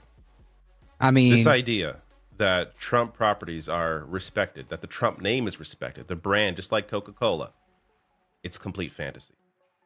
Now, let me get to it's complete fantasy that's fabricated in the mind of an incredibly narcissistic person. So yeah, I would go and see them take the letters down. Yeah, that would be nice. I think so. I get them all confused. Yeah, there's a lot of stuff going on right now. Quick clip here because I have a hard time watching more than 10 seconds of this, so I know you will have a hard time watching it as well. It's more of his attempt at a defense. I want to show this, though, because it showcases that Trump has no real defense. So what does he do? He attacks the attorney general and the judge. This is a continuation of the single greatest witch hunt of all time. We have a rogue judge who rules that properties are worth a tiny fraction, 1/100th, a tiny fraction of what they actually are. We have a racist attorney general who's a horror show. Who ran on the basis that she was going to get Trump before she even knew anything about me. She used this to run for governor. She failed in her attempt to run for governor. She had virtually no polling. She came back and she said, well, now I'll go back to get Trump again. And this is what we have. It's a scam. It's a sham. Okay, so why did you triple the square footage of your Trump Tower? There's no defense of any of this. It's just, oh, the judge, crooked, the AG, they're all, everyone's after me. It's a witch hunt. If there was an actual defense, he would use it. He has no defense because you can't defend tripling the square footage of Trump Tower. Right. I just find it funny that his lawyer screwed up. The reason he has no jury is his lawyer forgot to tick the button. No way. Oh, man. No. That's hilarious. I mean, like, I guess when you don't pay your people and you don't pay your lawyers and whatnot, like, eventually, this is what you're going to end up with. Oh, my goodness. You know, I mean, it's so fitting, right? It's so fitting. It's almost poetic. Now, what's left here? Oh, yes. So this also helps to showcase why Trump is clearly guilty, if it wasn't already clear. It's because somebody already went to jail for this. Alan Weisselberg, the company's former chief financial officer, is also set to take the stand, in addition to Michael Cohen, Trump's former lawyer. In a criminal trial last year, Weisselberg testified against the Trump organization and was sentenced to 5 months in jail in connection with his role in the company's 15-year tax fraud scheme. Alan Weisselberg already went to jail. So, somebody who was already guilty of this, guess what? Trump, the guy whose name is on the buildings, also guilty. Couple last things. Yeah, only 5 months? Well, If you're rich, then yeah, it's a different justice system. But yeah, how poetic that they couldn't fill out the forms correctly or forgot to tick the box. That's wild. This is Trump. I'm not sure. There's no point doing this full screen, really. Just a Fox News clip, but maybe I'll do small full screen here. I'll go down here. Let's just watch Trump in the court. There's Fox commentary over it, so you can't hear anything in the trial. But big mad. There he is. It's big mad. It's just fun to watch. It's nice to see. I guess I should say. It's like, you wake up in the morning, there's a beautiful sunrise. Seeing Trump in a courtroom, just like that. True. Not just someone. Weisselberg was a key insider and executive and confidant. True. Yeah, it's not looking good for Trump. I mean, but also, it's someone who has had, an entire career out of, moving from con to con to con to con. Is anybody really surprised?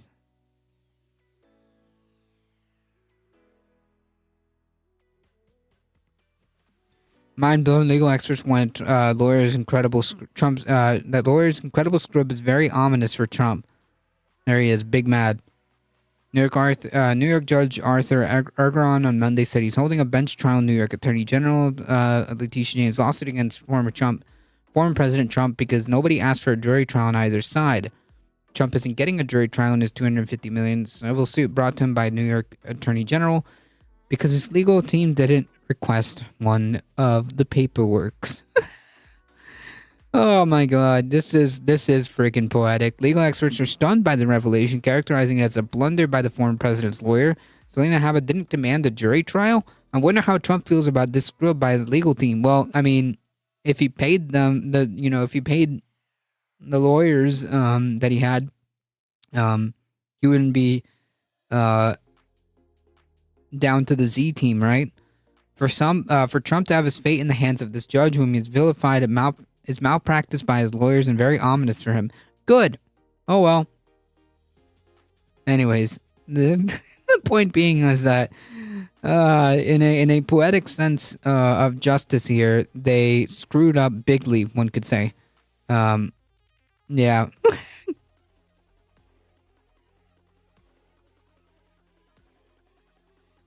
Wonderful. Beautiful. Last thing here is Letitia James, the New York AG. My message is simple. No matter how powerful you are, no matter how much money you think you may have, no one is above the law.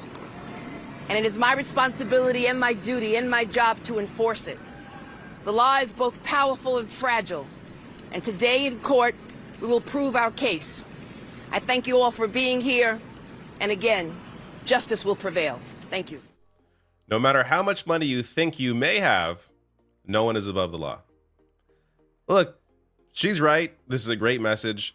You could also, Trump's defense is that, she's doing this to help her politically.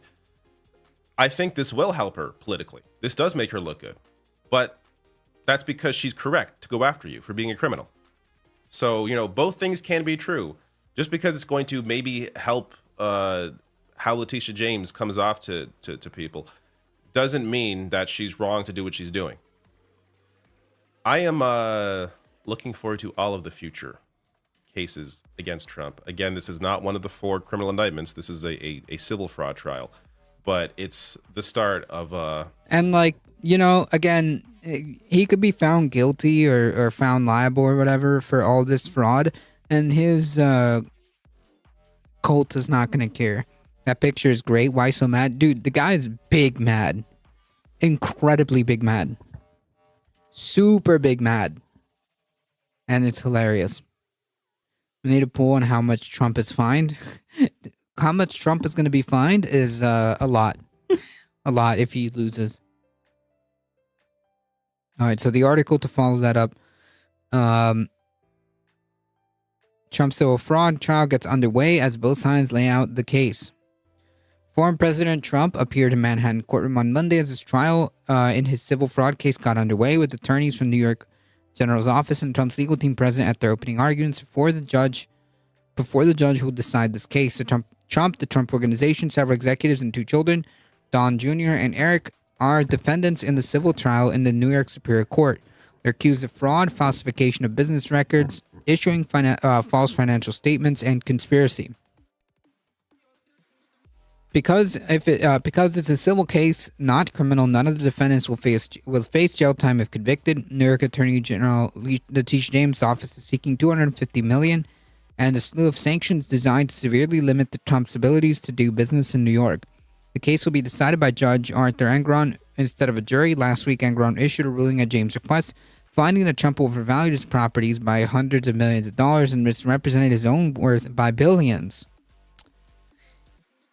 I mean, like, exposing... I think the reason why he's, like, incredibly big mad is because this kind of exposes just how much of a fraud this guy is. Emperor has no clothes kind of deal. Yeah?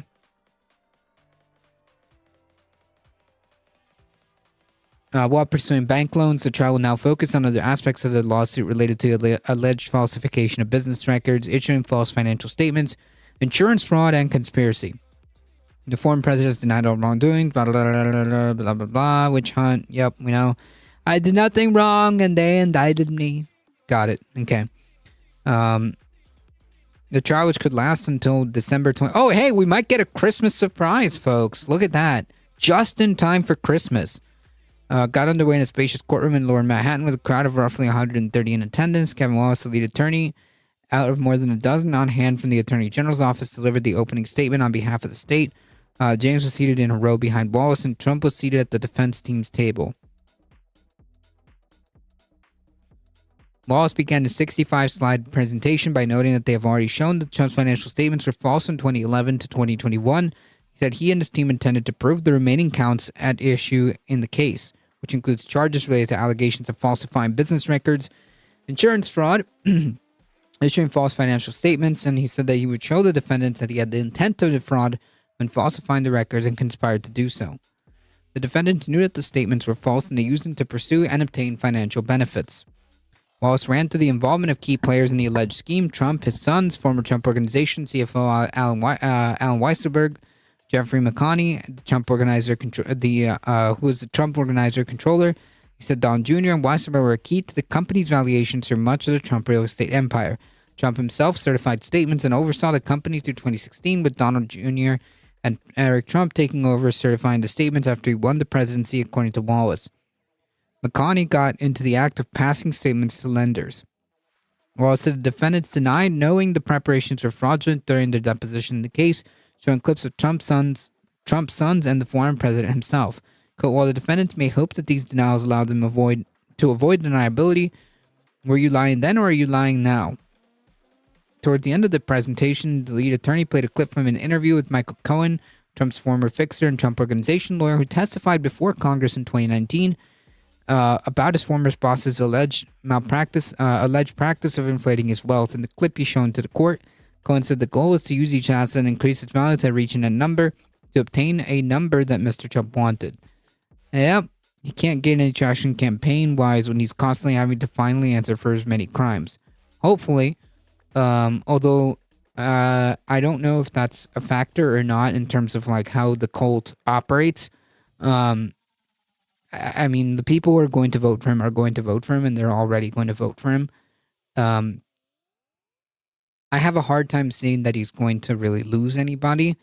But yeah, I don't even know if he has to campaign much, to be honest.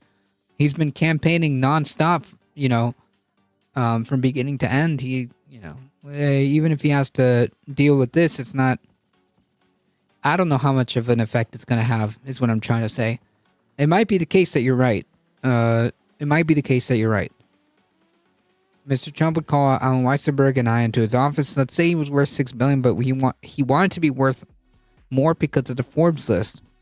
Cohen started referring to the Forbes list of wealthiest Americans. So he says, actually, I'm now worth $8 billion, Mr. Weisselberg, and I were tasked with reaching that number. Since this is a bench trial, Mr. Wallace addressed an audience of one never turning away from Engoron, the judge. Clicking through the slides about alleged false claims related to various properties where Wallace said Trump personally used his statements of financial conditions to secure loans. He said that lying on those statements would allow Trump to secure significantly better interest rates.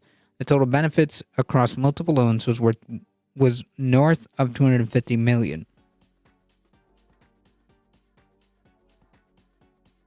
Chris Kise, the former Solicitor General of Florida, was defending Trump and his company in the case, delivered his rebuttal after Wallace's opening statement.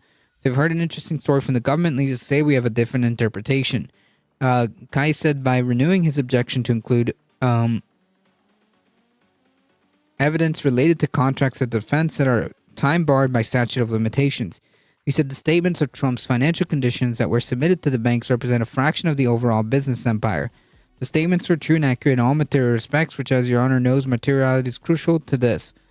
Trump's statements of financial condition complied with a different accounting standard and governing the specific kind of document known as ASC 274.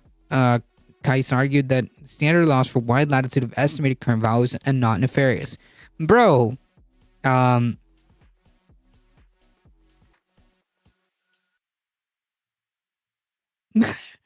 he literally tripled the square footage of a property. Explain to me how that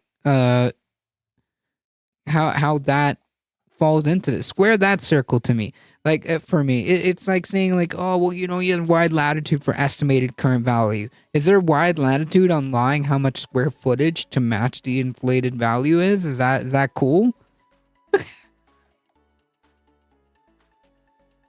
Kise said that the Attorney General's office case relies on testimony of a serial liar, referring to Cohen. He lied to anyone and everyone he's come into contact with, but the government hinges its case on him.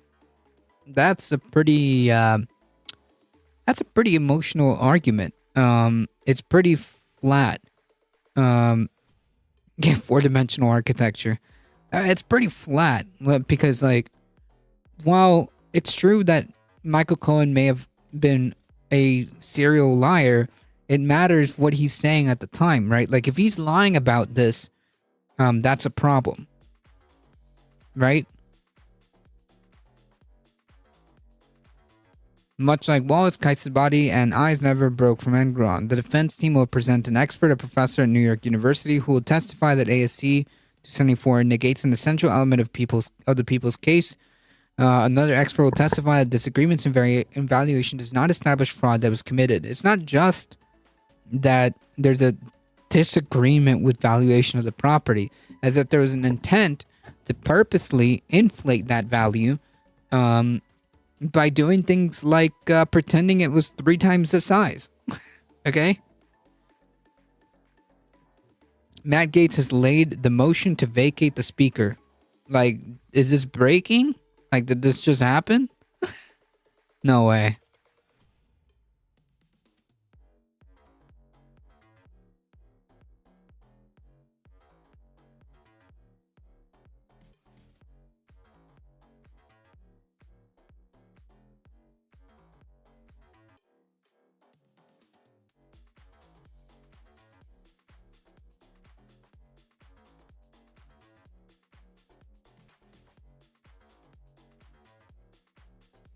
Matt Gaetz said he planned to move ahead with the resolution to oust McCarthy, which would promote a snap vote on whether to remove him in speakers. But did he actually do it?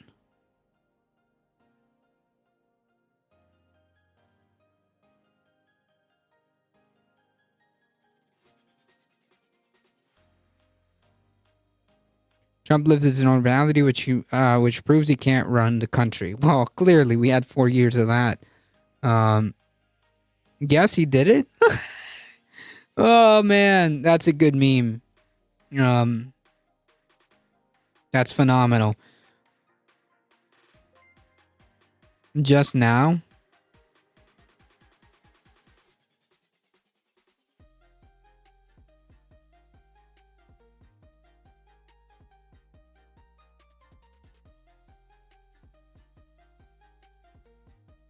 You know that Lord of the Rings meme?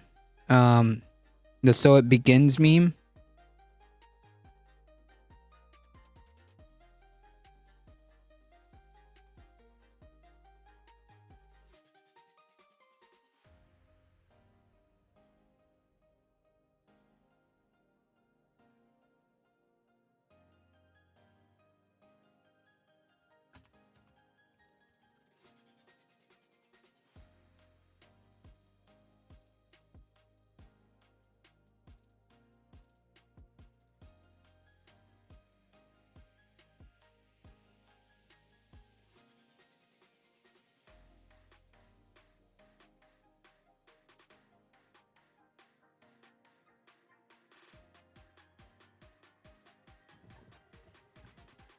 the Babylon 5 and So It Begins is better.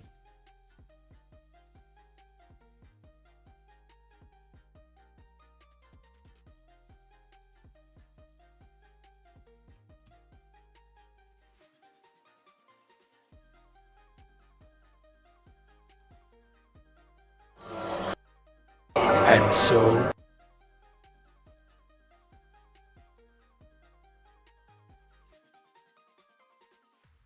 Is this it? And so it begins.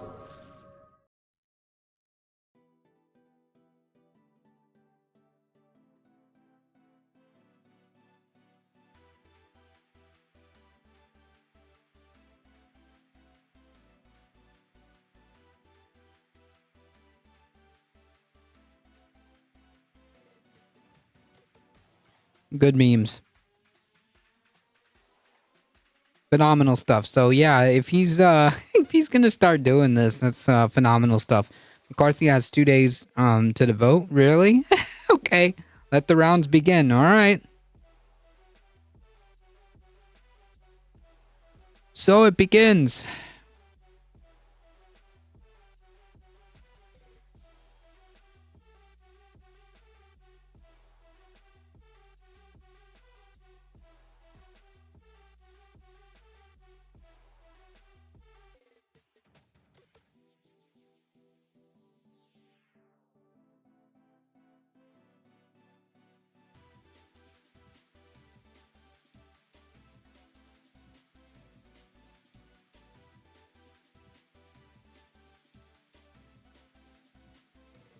So it begins. All right, phenomenal stuff. That's actually a great great way to end the stream. Okay. Abbott said the Attorney General is attacking Trump. She said evaluations of Trump's real estate properties were appropriate and criticized the judge for relying on tax assessments. Blah blah blah blah blah. So yeah. In other words, we're gonna see how this judge is gonna rule.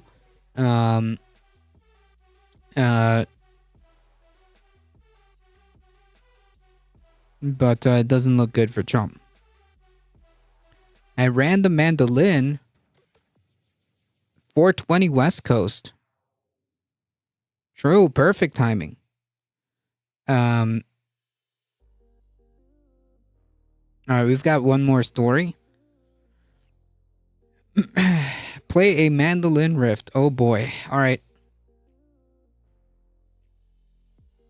Unfortunately, my mandolin is still not in tune. So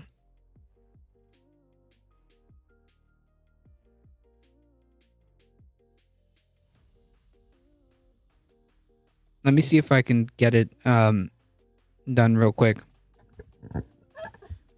Give me 1 second, folks. They may vote to table the vacate.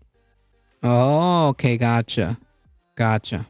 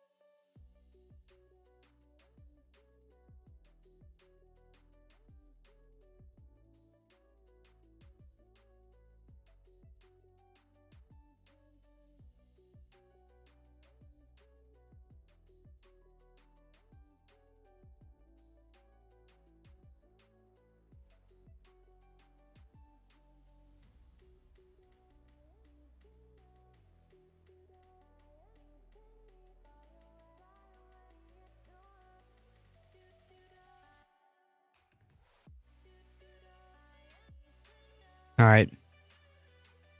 Let's see if I can manage to do something here. I think I got it tuned.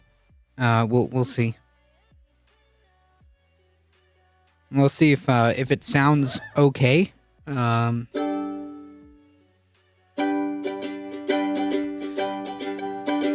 I sent the host away, but no, it's okay. I'm back. I'm back.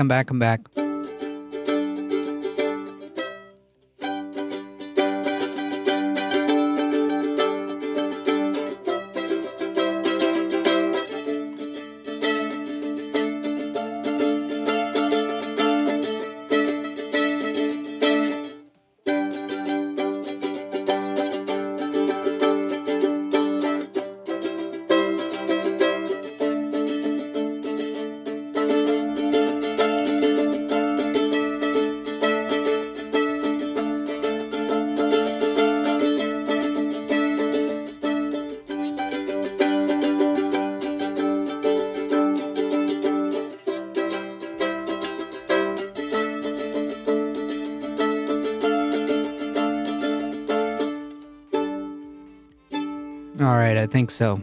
Better than last time? I think so. It sounds a little bit more congruent, I guess. Alright, we're getting close.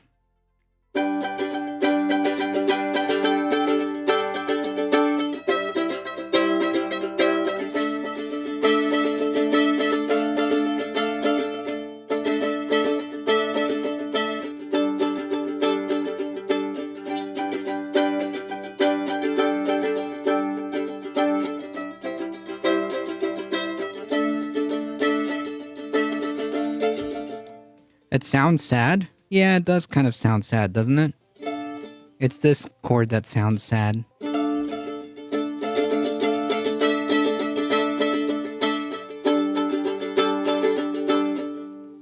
Yeah, a little bit. But that's okay. It's what comes out, okay?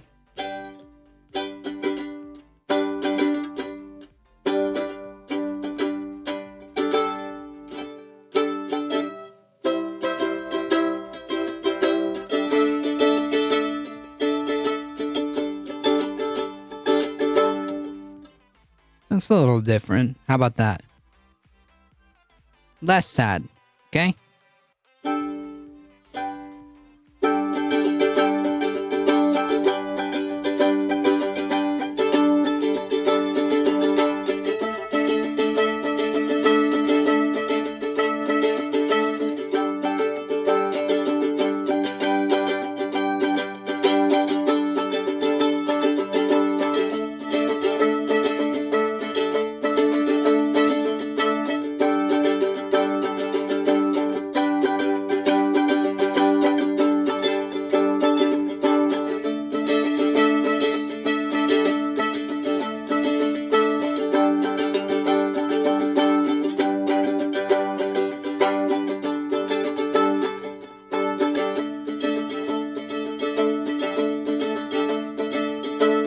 How about that one? That one's a little less sad.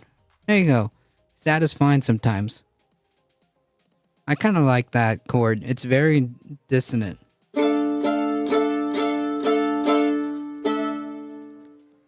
But, yeah, that works too.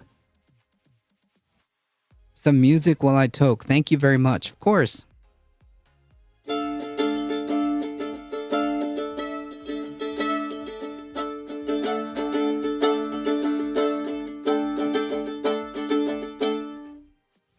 I kind of like that though.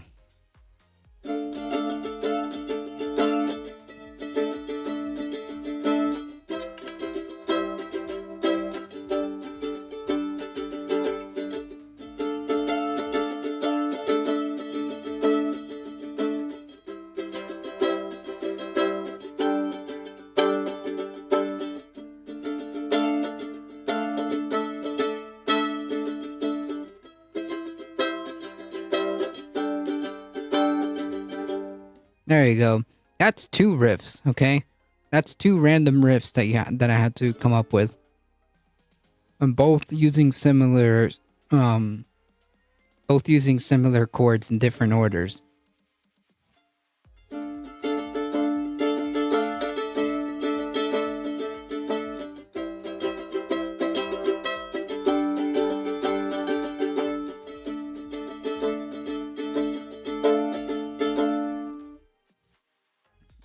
Feeling it? All right, you like that one? Let's see if I can add to it.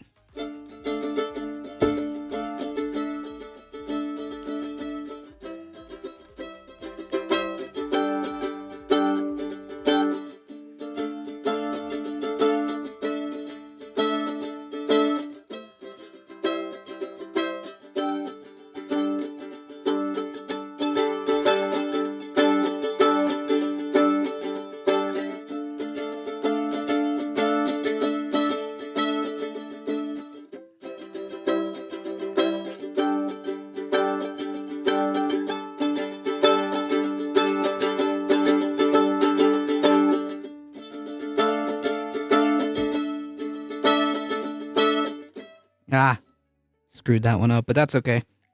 I'll try it again.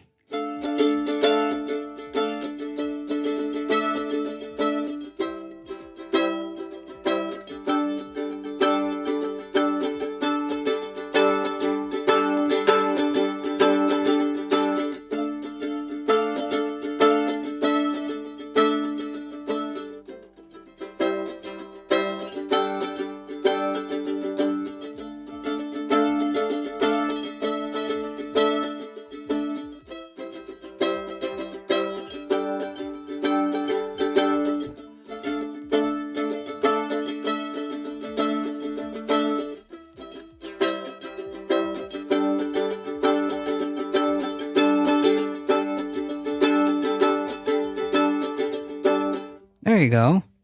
It's got some circle to it. There you go. That's actually the riff that I'll go with, okay? That's the official riff that I'll go with. Even though it took me a minute to play around, but that's the riff that I'll go with. One of these days I gotta like make all of these together.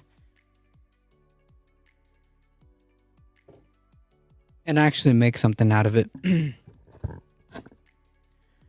Alright, folks, we got one more story. And then that's it. Teeny Tiny Desk Concert. Yeah. One of these days I gotta put everything together.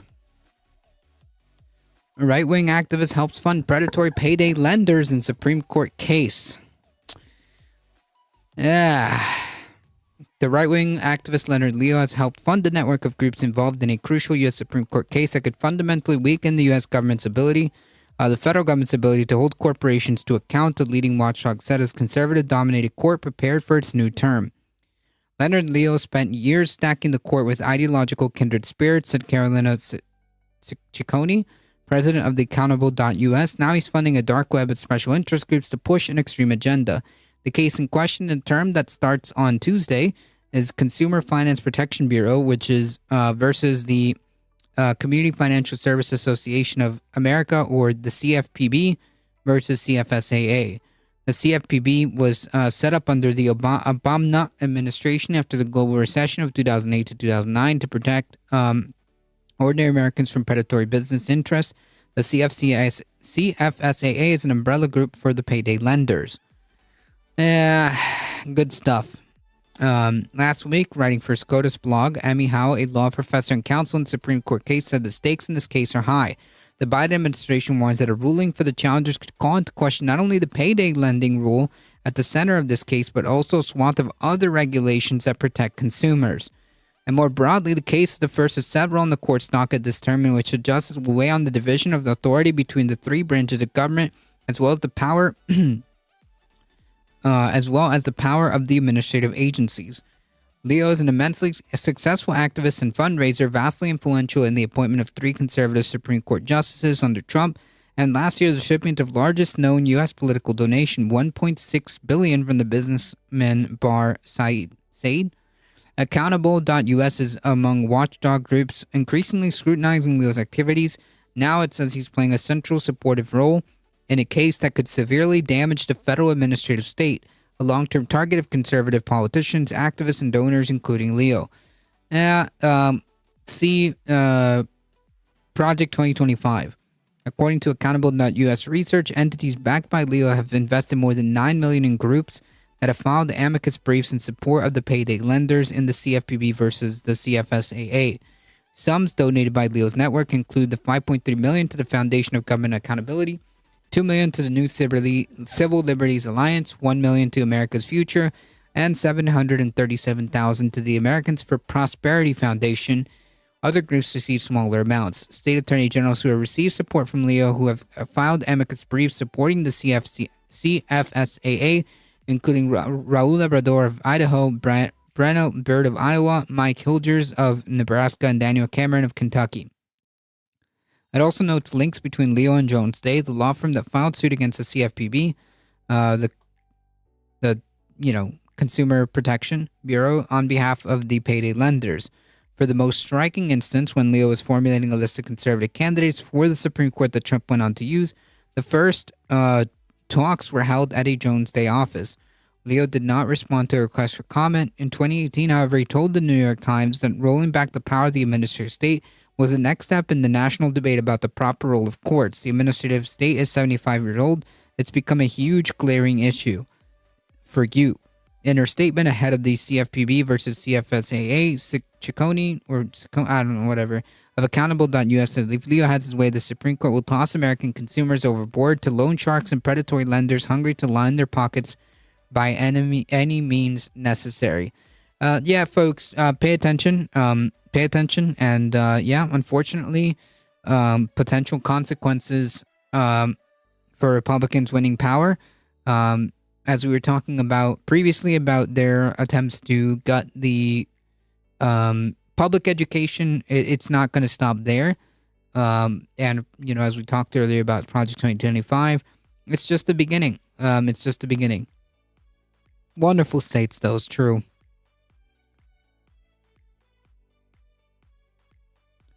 It's just the beginning, and they're not going to stop, folks. Pay attention. These things matter.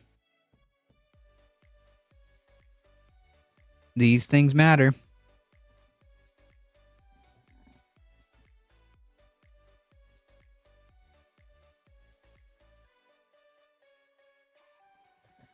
All right, folks.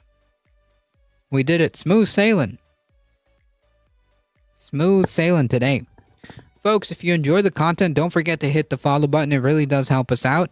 And if you want to support us and cannot do so monetarily, go on to the YouTube channel, hit the big red subscribe button, as 245 of you have already done. It really does help us out. Spread the word far and wide. We're here Monday through Thursday, 5 p.m. Eastern time. So bring a friend. Bring a friend. Also, if you follow, you get 5 or 6 free emotes, I should say. As always, folks, please stay safe. Please take care of each other. And I hope to see you guys in the next one. 5 p.m. tomorrow, Eastern time. Thank you, Heat. Thank you, Michael Hassler. Thank you all for your support. I appreciate it. You guys are what makes this channel grow. I appreciate it. Thank you. Thank you, Firefly. Appreciate it. Thank you, Michael Hassler. Thank you, thank you, thank you. Sharpie Diesel, thank you. All right, folks. Thank you all. I appreciate it. See ya.